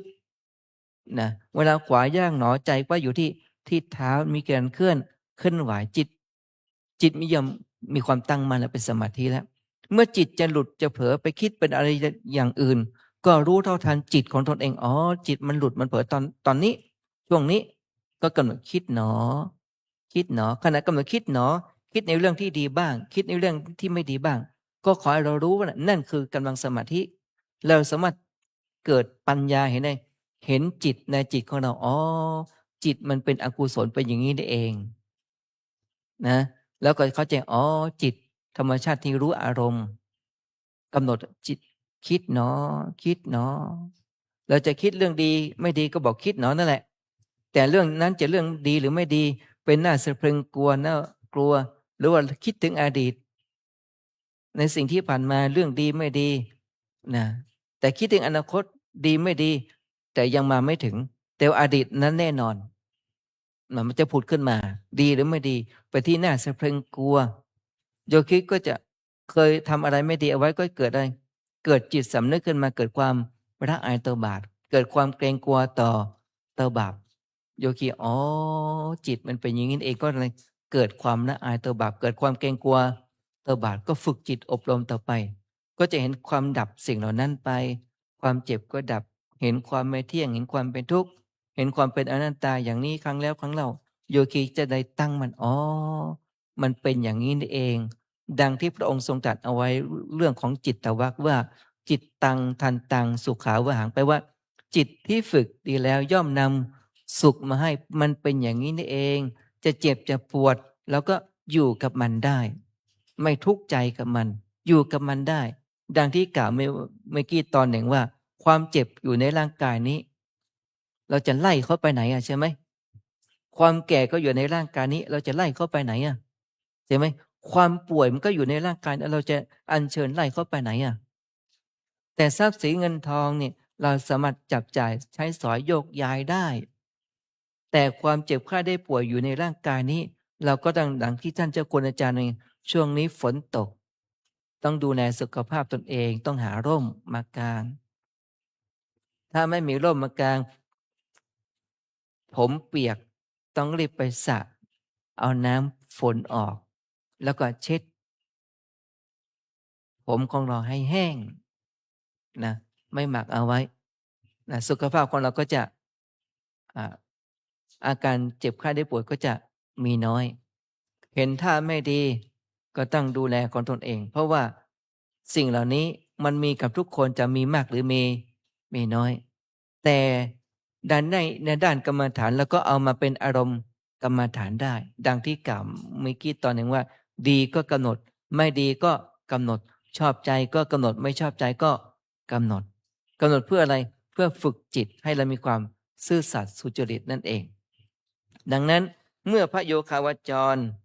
ฝึกกรรมฐานอย่างนี้เป็นไปอย่างต่อเนื่องแล้วสภาวะญาณทั้งหลายทั้งปวงก็จะเกิดขึ้นตามลำดับสภาวะสิ่งต่างๆก็จะเกิดขึ้นนะเมื่อเรารู้เข้าใจสิ่งเหล่านี้แล้ว จิตใจของเราจะมีความตั้งมั่นไม่หวั่นไหวดังที่กล่าวไว้ว่า เมื่อปฏิบัติธรรมจริงๆมันจะเจออะไรเยอะแยะนะโยคีนะแล้วเราจะไม่กลัวเพราะชีวิตของเราได้ถวายต่อพระรัตนตรัยแล้ว เราจะไม่กลัวแล้วก็ก้าวพ้นข้ามพ้นสิ่งที่น่าสะพรึงกลัวได้ เช่น ความเจ็บความปวดมันเจ็บจริงๆมันทรมานจริงๆเราก็จะก้าวพ้นในทุกขเวทนานี้ได้ แล้วเราก็จะเห็นอนิจจังความไม่เที่ยงอยู่เนืองๆไม่ว่าจะกำหนดอะไรก็ตามเราก็จะเห็นสภาพของความไม่เที่ยง เห็นสภาพของความเป็นทุกข์เห็นสภาพของความเป็นอนัตตาอ๋ออย่างนี้นี่เองเนาะที่ว่าไม่ใช่เราไม่ใช่ของเราเป็นอย่างนี้ เพียงแต่เรามายืมเข้ามาใช้ในร่างกายนี้ เราต้องเรียกว่าอะไรขอบคุณร่างกายนี้ ขอบคุณที่เราได้เกิดมาเป็นมนุษย์ ขอบคุณที่เราได้มาพบพระพุทธศาสนา ขอบคุณที่ได้มาโอกาสบวชได้ประพฤติธรรมปฏิบัติธรรม ขอบคุณพ่อแม่ขอบคุณครูบาอาจารย์ ขอบคุณทุกสิ่งทุกอย่างนี่เป็นต้นแม้แต่ความเจ็บความปวดเมื่อก่อนไม่ชอบ แต่ตอนนี้เป็นไรขอบคุณความเจ็บความปวด เมื่อก่อนไม่ชอบความง่วง ก็จะขอบคุณความง่วง เมื่อก่อนไม่ชอบความฟุ้ง แต่ตอนนี้ก็จะขอบคุณความฟุ้ง ก็หมายความว่า ดีก็กำหนดไม่ดีก็กำหนด เมื่อโยคีกำหนดเป็นไปอย่างต่อเนื่อง วิปัสสนาญาณปัญญาก็จะเกิดขึ้นนะดังที่พระองค์ทรงตรัสเอาไว้ว่าหนึ่งศีลวิสุทธิศีลที่ไม่เคยบริสุทธิ์ศีลก็จะมีความบริสุทธิ์ จิตตวิสุทธิจิตที่ไม่เคยบริสุทธิ์จิตก็จะมีความบริสุทธิ์นะจากที่มีความเห็นว่าเป็นเราเป็นของเรา ว่านั้นเป็นพ่อของเราเป็นแม่ของเราก็ถูกแล้วล่ะ แล้วก็จะเห็นว่าอ๋อที่ว่าเป็นพ่อเราเป็นแม่เรา มันเป็นเพียงสมมุติเท่านั้นเองแม้แต่ร่างกายว่าเราเป็นหญิงเป็นชายก็เป็นเพียงสมมุติและแล้วในที่สุดมันไม่มีอะไรเป็นของเราเลย ไม่มีอะไรเป็นแก่นสารเลย แต่เราก็ต้องอะไรทนุถนอมดูร่างกายนี้อาศัยรูปประขันอาศัยกองแห่งรูปนี้แหละเอามาทำคุณงามความดีฉะนั้นจึงเป็นที่มาของในจิตวรรคที่พระพุทธเจ้าทรงตรัสเอาไว้ว่ามโนบุพพังก็มาธรรมามโนเศรษฐามโนมยาเป็นต้นแปลใจความว่าทำทั้งหลายทั้งปวงมีใจเป็นใหญ่มีใจเป็นหัวหน้าสำเร็จได้ด้วยใจถ้าได้รับการฝึกฝนอบรมมาดีแล้วดังที่ยกตัวอย่างที่ว่าที่เรากำหนดสติรู้ตามความเป็นจริงนั้นนะนี่เป็นการฝึกใจของเรานะฉะนั้นทำทั้งหลายทั้งปวงมีใจเป็นหัวหน้ามีใจเป็นใหญ่มีใจเป็นประธานสำเร็จได้ด้วยใจเมื่อผ่านทุกขเวทนาความเจ็บความปวดความแสบความร้อนความทุกข์ทรมานแสนสาหัสเราก้าวพ้นเห็นความไม่เที่ยงเห็นความเป็นทุกข์อยู่เนืองๆเขาเรียกว่าเห็นอนิจจานุปัสสนาเห็นความไม่เที่ยงอยู่เนืองๆทุกขานุปัสสนาเห็นความเป็นทุกข์อยู่เนืองๆเห็นอนัตตานุปัสสนาเห็นความไม่ใช่เราไม่ใช่ของเราอยู่เนืองๆเมื่อเห็นความไม่เที่ยงเห็นความเป็นทุกข์เห็นความเป็นอนัตตาอยู่เนืองๆครั้งแล้วครั้งเล่าแล้วเราก็จะญาณปัญญาของเราก็เถิบขึ้นแล้วเราก็จะพบสิ่งต่างๆที่เกิดขึ้นนะทั้งสิ่งที่ชอบใจและไม่ชอบใจนะฉะนั้นเราก็จะถึงตอนนี้จุดนี้เขาเรียกวิปัสสนูกิเลสทำให้เกิดวิปัสสนาเศร้าหมองโยคีก็จะมีความยินดีพอใจว่าร่างกายของเราชีวิตของเรามีรูปกับนามกายกับใจเท่านั้นมันหนีไม่พ้นจากรูป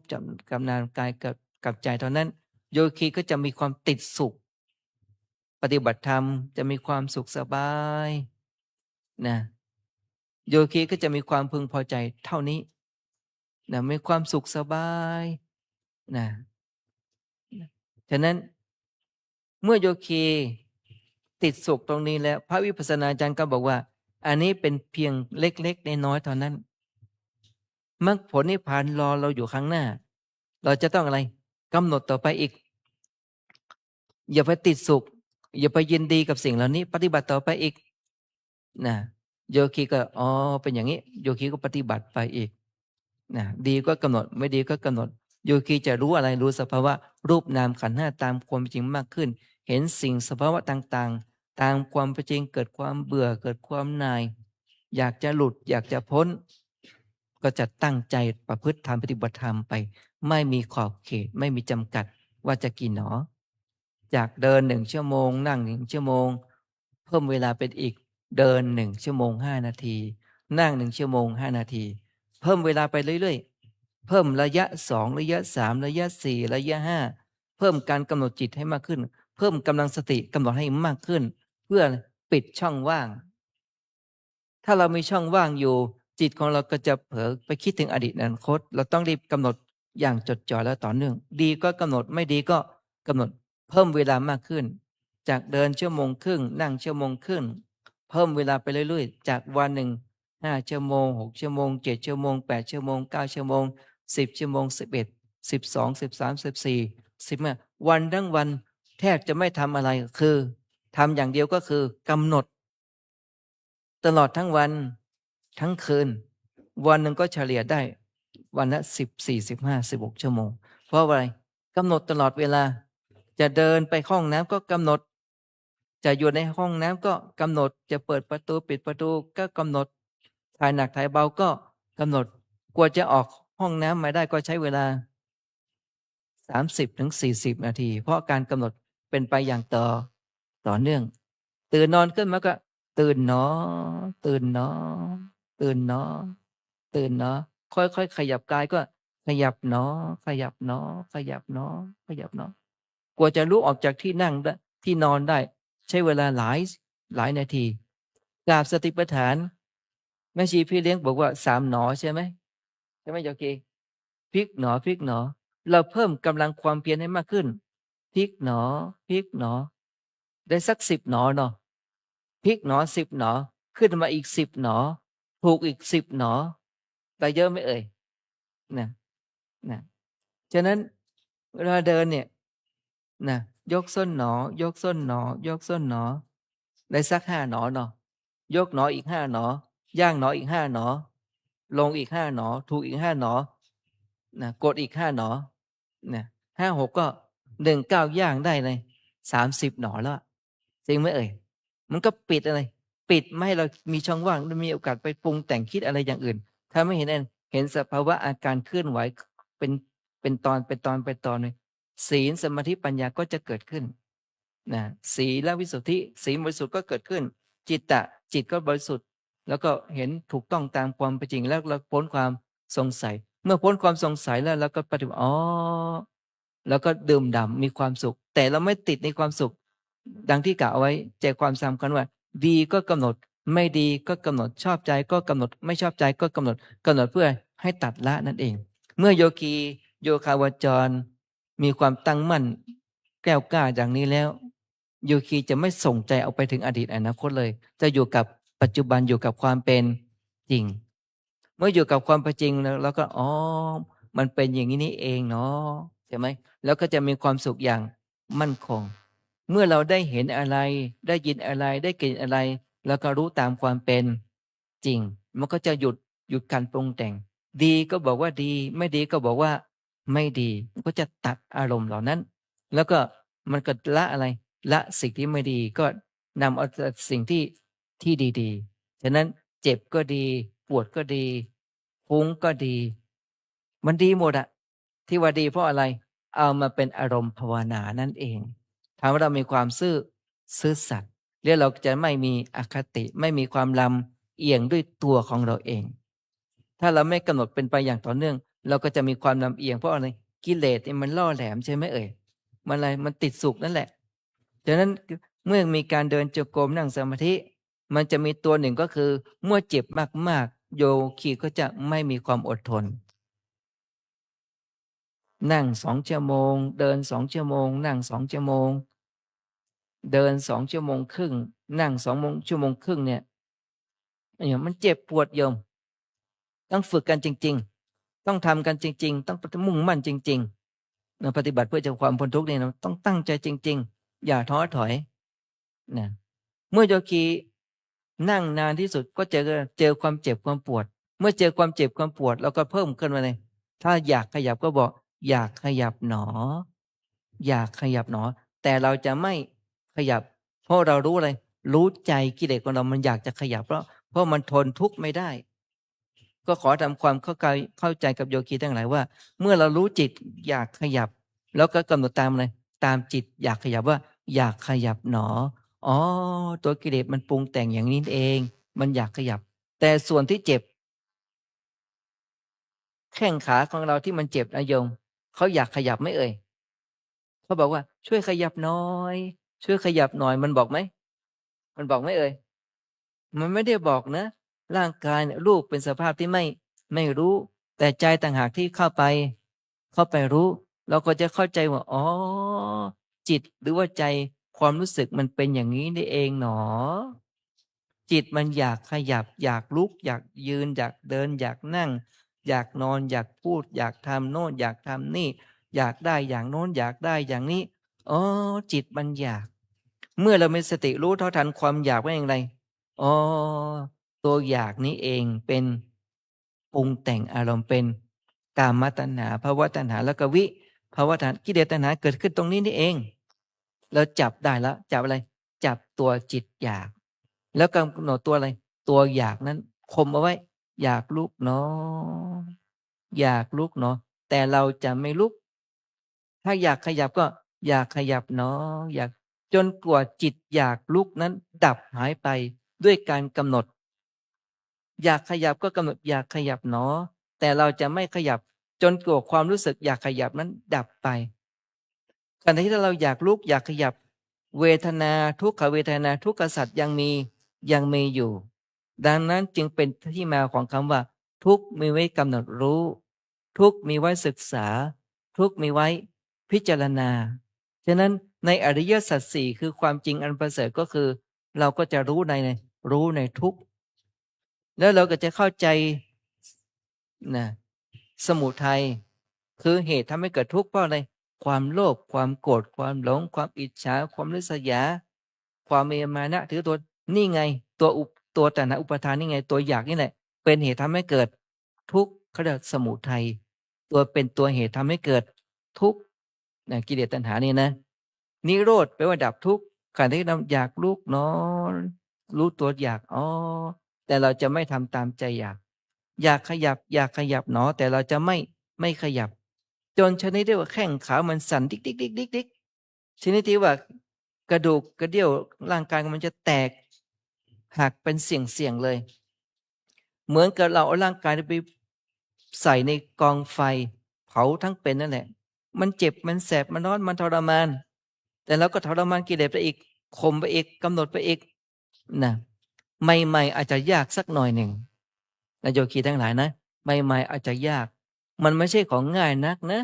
ไม่ใช่ของง่ายมันยากพอสมควรแต่เราต้องค่อยฝึกไปเพิ่มกำหนดให้มากขึ้นเพิ่มเวลาให้มากขึ้นควรการกำหนดให้ต่อเนื่องมากยิ่งขึ้นพยายามไม่ยินดีในการงานไม่ยินดีในการคุกคีหมู่คณะไม่ยินดีในการนอนนะไม่ยินดีให้ยินดีในการปลีกวิเวกอยู่ด้วยตัวของเราเองตั้งอกตั้งใจแล้วเราจะถึงสภาวะสิ่งเหล่านี้ได้แล้วเราจะรู้นิโรธแปลว่าดับพระพุทธเจ้าทรงตรัสเอาไว้ว่า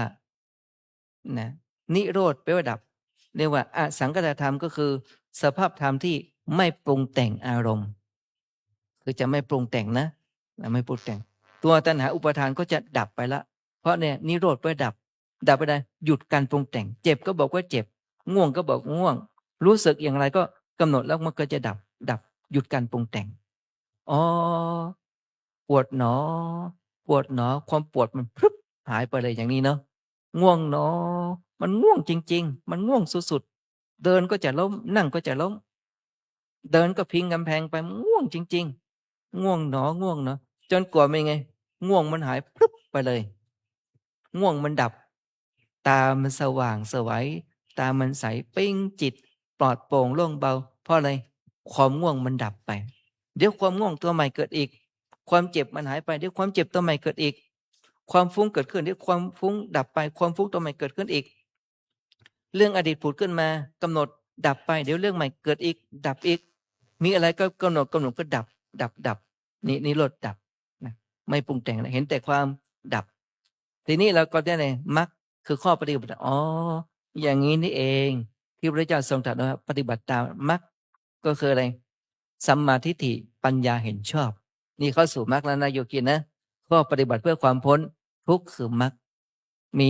สัมมาทิฏฐิปัญญาเห็นชอบสัมมาสังกัปปะดำริชอบอ๋อที่เรากำหนดเป็นดำริออกจากกามดำริออกจากการฆ่าอาฆาตพยาบาทดำริจากการอวิหิงสาก็จะไม่เบียดเบียนตนเองและไม่เบียดเบียนบุคคลอื่น แต่เราจะไปเบียดเบียนเพื่อเบียดเบียนกิเลสตัณหาของเราทำลายกิเลสตัณหาของเรา เราจะไม่ตามใจกิเลสเข้าเบียดเบียนทำลายกิเลสของเรา แล้วเราจะไม่อะไรถ้าเป็นทางโลกก็เชื่อไม่ก่อหนี้ไม่สร้างหนี้แล้วก็ไม่สร้างเงื่อนไข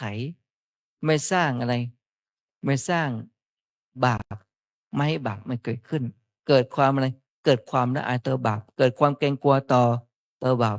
จะชักชวนคนอื่นไปในทางที่ไม่ดี จะมีอคติมีอะไร เกิดขึ้น สติตรงนี้ก็ระลึกได้ว่าเรากำลังจะคิดไม่ดี เรากำลังจะพูดไม่ดี เรากำลังจะทำอะไรไม่ดี ตัวนี้สติตัวนี้ที่เราฝึกนี่นะมันจะโชว์ขึ้นมาเลยนะจะเกิดได้จิตสำนึก เกิดความละอายต่อบาปเกิดความเกรงกลัวต่อบาปนี่ที่จะเกิดขึ้นเขาเรียกสัมมาสังกัปปะดำริชอบดำริออกจากกามดำริออกจากการอาฆาตพยาบาทแต่กิเลสยังมีอยู่นะ แต่ว่าเห็นโทษเขาละสัมมาวาจาชอบเมื่อก่อนพูดเพ้อเจ้อพูดอะไรไม่รู้แต่ตอนนี้พูดในสิ่งที่ดีแล้วก็มีสาระพูดในสิ่งที่เป็นประโยชน์ ต่อการประพฤติทำปฏิบัติธรรมแล้วก็ให้กำลังใจซึ่งกันและกันเป็นต้นก็ได้สัมมาวาจาชอบ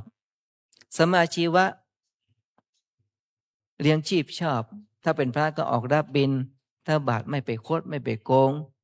ไม่ไปช่อราดบังหลวงเนี่ยอาชีพชอบไม่ค้าอาวุธไม่ค้ามนุษย์ไม่ค้าสิ่งเสพติดก็จะห่างไกลจากอบายมุขโดยอัตโนมัตินั่นเองคือสัมมาอาชีวะเลี้ยงชีพชอบรู้จักฐานะตนเองเขาเรียกว่าอ่านตัวออกบอกตัวถูกเห็นตัวได้ใช้ตัวเป็นคือวางตัวให้เหมาะสมนั่นเองก็จะไร้อะไรดังที่กล่าวว่าไร้อคติมีความซื่อสัตย์สุจริตแล้วก็มีความยุติธรรมก็จะเกิดขึ้นกับโยคีบุคคลสัมมาวาจาสัมมากัมมันตะการกระทำชอบสัมมาชีวะเลี้ยงชีพชอบก็จะเกิดขึ้นกับโยคีบุคคลของเรานะสัมมาวายามะเพียรพยายามชอบเมื่อก่อนขี้เกียจแต่ตอนนี้เป็นไงขยันนะที่เคยคิดไม่ดีเคยพูดไม่ดีเคยทำอะไรไม่ดีไว้แต่ก่อนเป็นไงพยายามลบล้างลบทิ้งตัดทิ้งบุญกุศลอะไรยังไม่เกิดก็เพียรพยายามสร้างสรรค์ทำแต่คุณงามความดีบุญกุศลกับบาปอกุศลกำลังจะเกิดขึ้นก็เกิดขึ้นไม่ได้เพียรพยายามตัดทิ้งไปป้องกันไม่ให้บาปนั้นเกิดขึ้นบุญกุศลอะไรยังไม่เกิดก็เริ่มอะไรเริ่มเกิดขึ้นแล้วก็รักษาบุญกุศลเอาไว้ไม่ให้เสื่อมคลายฉะนั้นเป็นชื่อของมันสัมมาวายามะเพียรพยายามชอบเพียรพยายามเผากิเลสทำลายกิเลสนั่นเองป้องกันกิเลสไม่ให้เกิดขึ้นจิตจะยังมีความมั่นคงเป็นปัจจัยให้เกิดอะไรสัมมาสติระลึกชอบหมายถึงสติปัฏฐานทั้ง4ในกายเวทนาจิตธรรมจะอยู่ที่วัดอยู่ที่ไหนอยู่เมืองนอกอยู่ต่างประเทศอยู่ที่ไหนก็มีอะไรมีกายเวทนาจิตธรรมทั้งนั้นก็มีอะไรมีสติที่มีความสมบูรณ์ก็จะมีสตินั่นเองสัมมาสมาธิจิตใจตั้งมั่นคงไม่หวั่นไหวในบุญกุศลคุณงามความดีและเป็นผู้ไม่ประมาทในการดำเนินชีวิตนะก็จะเรียกว่าอะไรอ่านตัวออกบอกตัวถูกเห็นตัวได้ใช้ตัวเป็นแล้วเราก็จะได้ไม่ประมาทในการ เรื่องชีวิต ดังนั้นเราท่านทั้งหลายเมื่อเราประพฤติธรรมปฏิบัติธรรมตามธรรมและวินัยแล้วธรรมและวินัยน่าจะคุ้มครองเราเองปกป้องคุ้มครองด้วยตัวของเราเอง ส่วนทรัพย์สมบัติญาติพี่น้องพ่อแม่ครูบาอาจารย์มรดกทั้งหลายทั้งปวงนั้นเป็นองค์ประกอบเป็นเครื่องอำนวยความสะดวกเป็นสิ่งที่ดีนะมีก็ใช้ไม่มีก็ไม่ใช้เป็นนะแต่ที่สำคัญก็คือฝึกจิตวิญญาณของเราให้ตั้งมั่นอยู่ในความไม่ประมาทดังนั้นเนี่ยนี่เป็นแนวทางปฏิบัติเพื่อความพ้นทุกข์ด้วยตัวของเราเอง ดังนั้นการรับประทานพระเทศนามาเกี่ยวกับการให้ทานรักษาศีลเจริญภาวนานั้นเราจะต้องทำด้วยตัวของเราเองก็ขออานุภาพแห่งคุณพระศรีรัตนตรัยด้วยอำนาจแห่งความสมัครสมานความสามัคคีของเราท่านทั้งหลายนั้นในหมู่คณะ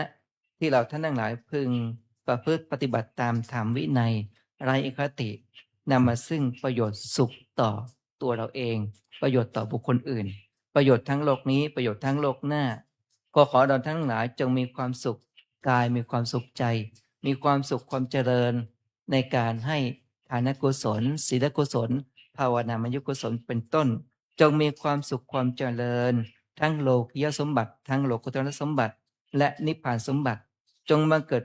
มีแก่คณะพุทธบริษัททั้งหลายด้วยกันทุกรูปทุกนามการรับประทานพระเทศนามาก็เห็นว่าพอสมควรเกวลาก็ขอสมมติยุติลงไว้เพียงแต่เท่านี้เอวังก็มีด้วยประกาละชะนี้ หันธมยังสาธุกรังกโรมาเซสาธุสาธุสาธุอหังพุทธังจะธัมมังจะสังฆังจะสานังคตาอุปาสิกตังเทเสสิงภิกขุสังฆสะสัมมุขาเอตังเมสรนังเขมังเอตังสรณมุตตมังเอตังสรณมคัมมะสัพพะทุกขาภูญเจเลยะถากรังกระยะหังสมมาสมุทธศาสนังทุกขนิสานะเสวะภาคีนิสังอนาคเตกายเยนะวาจายะวะเจตสาวาพุทเทกุกมังปะกตังเมยายังพุทโธปฏิคันหัตุอาจยันตังกาลันตะเลสังเวตุงวะพุทเทกับกายเยนะวาจายะวะเจตสาวาธัมมีกุกมังปะกตังเมยายังธัมโมปฏิคันหัตุอาจยันตังกาลันตะเลสังเวตุงวะธัมมีกับกายเยนะวาจายะวะเจตสาวาสังเคกุกมังปะกตังเมยายังสังโฆปฏิคันหัตุอาจยันตังกาลันตะเลสังเวตุงวะสังเคกับ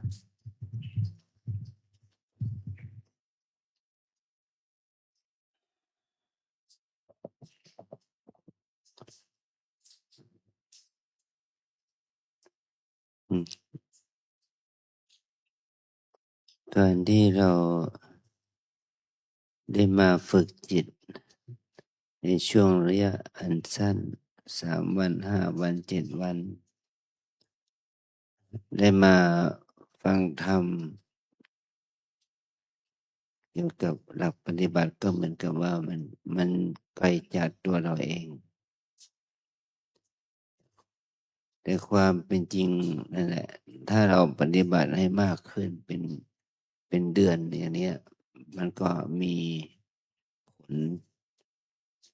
จากการปฏิบัติจากคำพูดคำเทศของครูบาอาจารย์เราจะได้รู้ว่าท่านเทศเป็นอย่างนี้เราก็มีประสบการณ์อย่างนี้นะเหมือนกับที่ท่านพูดว่าจะนั่งเป็นชั่วโมง10 นาที2 ชั่วโมง2 ชั่วโมงนั่ง3 ชั่วโมงอะไรอย่างเงี้ยมันพวกเราไม่มีหรอกไม่ได้ทำไม่ได้หรอกแม้แต่เราจะมา7 วัน10 วันนี่ก็ยังทำชั่วโมงไม่ได้เลย ทีนี้ท่านพูดว่าเดิน3 ชั่วโมงนั่ง3 ชั่วโมงมันก็ไกลกับตัวเราเกินไปนะแต่มันได้ทำได้จริงนะ ถ้าเราปฏิบัติได้ต่อเนื่องแบบว่าบางคนปฏิบัติ3 เดือน 5 เดือน 7 เดือนอย่างเนี้ยก็มีผลที่เราจะได้เห็นอานิสงส์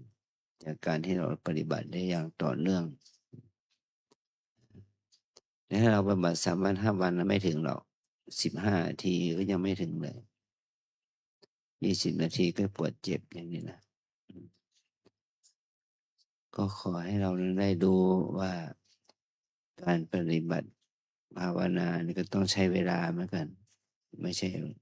ว่าทำ3 วันก็จบละอย่างนี้ไม่ใช่ การปฏิบัติที่องค์พระสัมมาสัมพุทธเจ้าแสดงผู้มีมีอินทรีย์ปานกลางถึงแก่กล้าท่านต้องใช้เวลาถึง7 วันถึง 7 ปีนะถ้าเราปฏิบัติในช่วงเวลาที่น้อยมันปฏิบัติเอาบุญนะแต่ปฏิบัติเอาสาระทำนั้นมันก็ทำได้ยากอย่างนี้เป็นต้นนะขอแจ้งข่าวให้แก่พวกเราซะที่ทางกรมหน่วยศิลปากรที่ 7 เชียงใหม่กรมศิลปากรท่านได้จัดงบประมาณจะเข้ามาบูรณะพระธาตุเจดีย์ช่วงเดือนนี้บริษัทที่รับเหมาบูรณะพระธาตุเจดีย์จะเข้ามาทำการหมักปูนอะไรอย่างนี้นะ ก็ให้เรารู้ว่ารอบๆพระราชเจดีย์อาจจะเป็นเขตพื้นที่ที่เขาจะต้องทำงาน ประมาณชักเดือนหน้า เราจะใช้พื้นที่รอบพระราชเจดีย์ไม่สะดวกนะ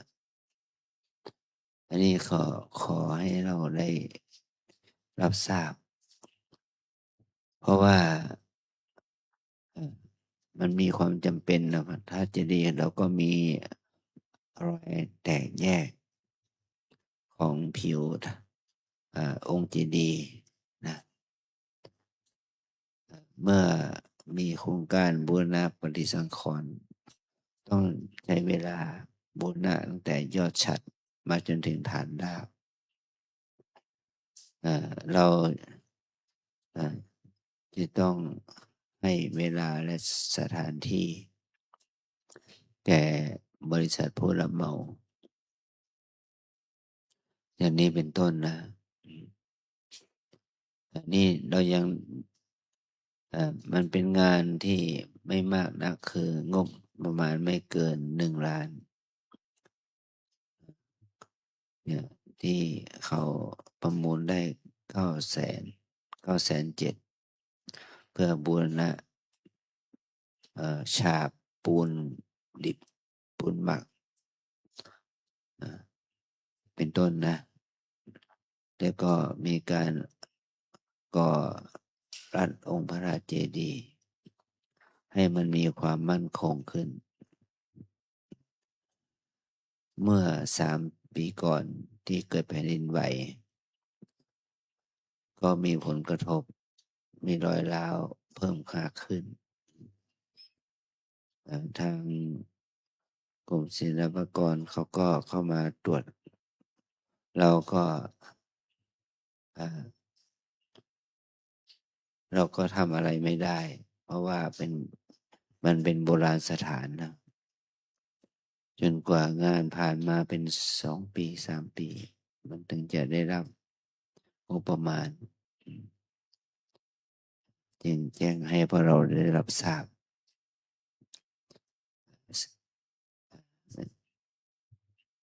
และอีกอย่างหนึ่งก็คืนวันที่28 29 30ก็28ก็เป็นวันเฉลิมพระชนมพรรษาพระบาทสมเด็จพระเจ้าอยู่หัวเราก็มีงาน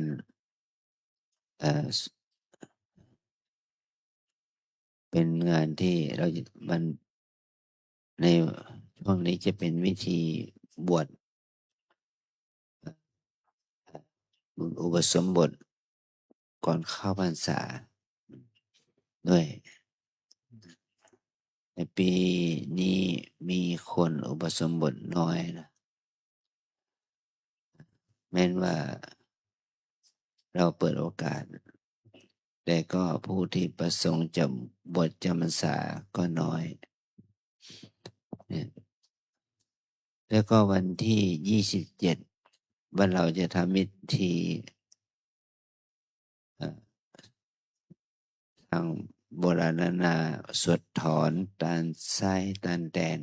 นะนิมนต์พระมหาเถระพระเถระ5 รูปมาทำพิธีสวดถอนทำพิธีสวดถอนบูรณะปฏิสังขรณ์นี่แหละพระธาตุเจดีย์วันที่27ตอนเย็นนะแล้วก็เป็นพิธีกรรมที่เราทำเพื่อเหมือนกับว่าบอกกล่าวให้แก่เราเทพเทวดาที่ท่านได้สร้างบุญมาก่อน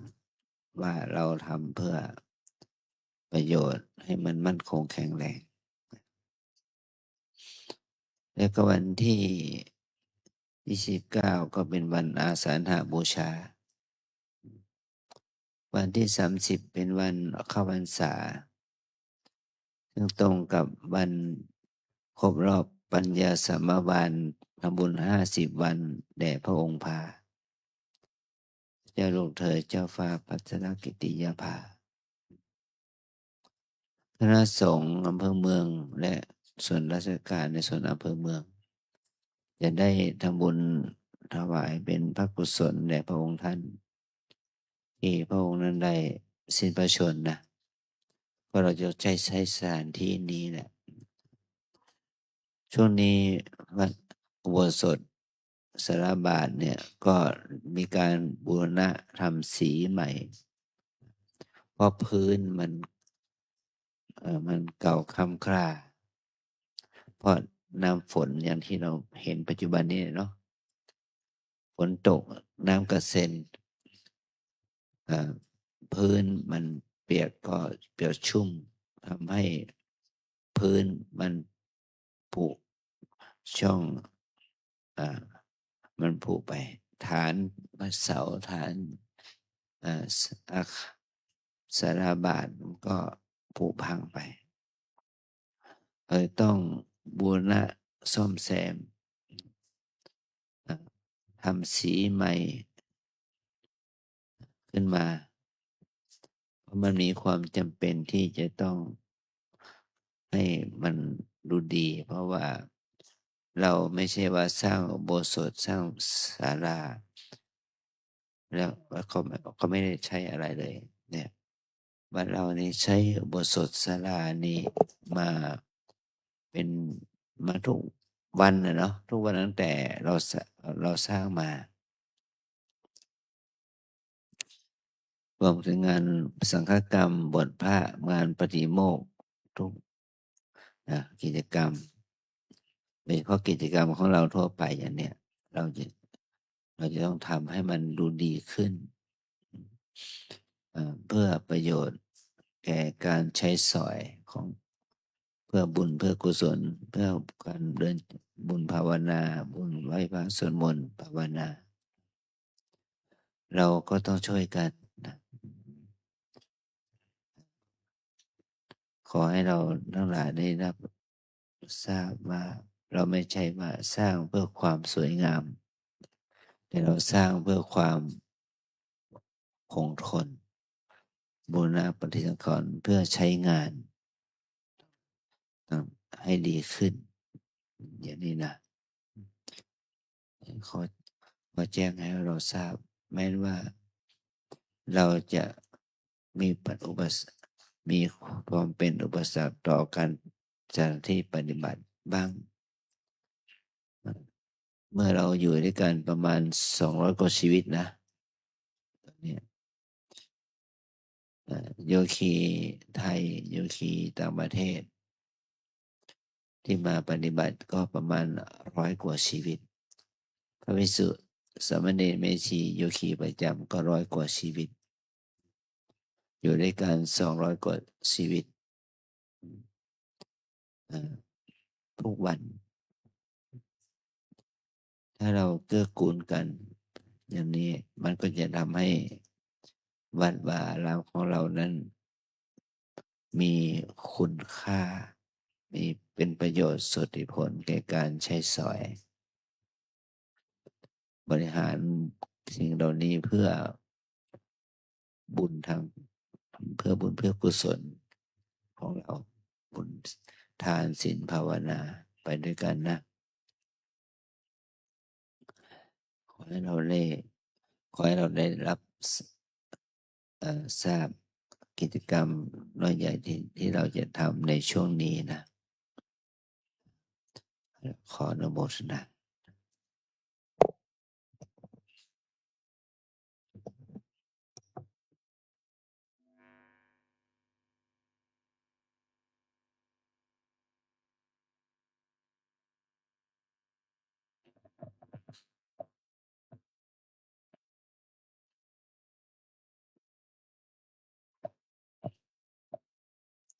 อะระหังสัมมา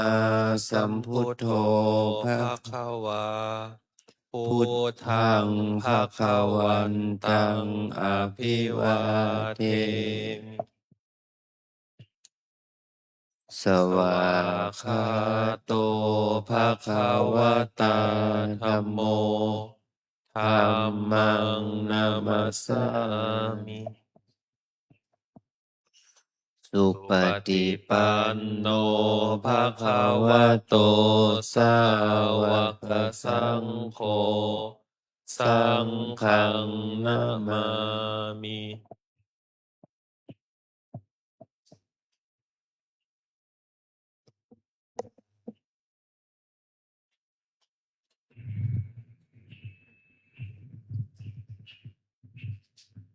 ขอนิมนต์พระภิกษุสงฆ์กราบพระอาจารย์เจ้าคุณพร้อมกัน อัญชลี วันทา อภิวาท อัญชลี วันทา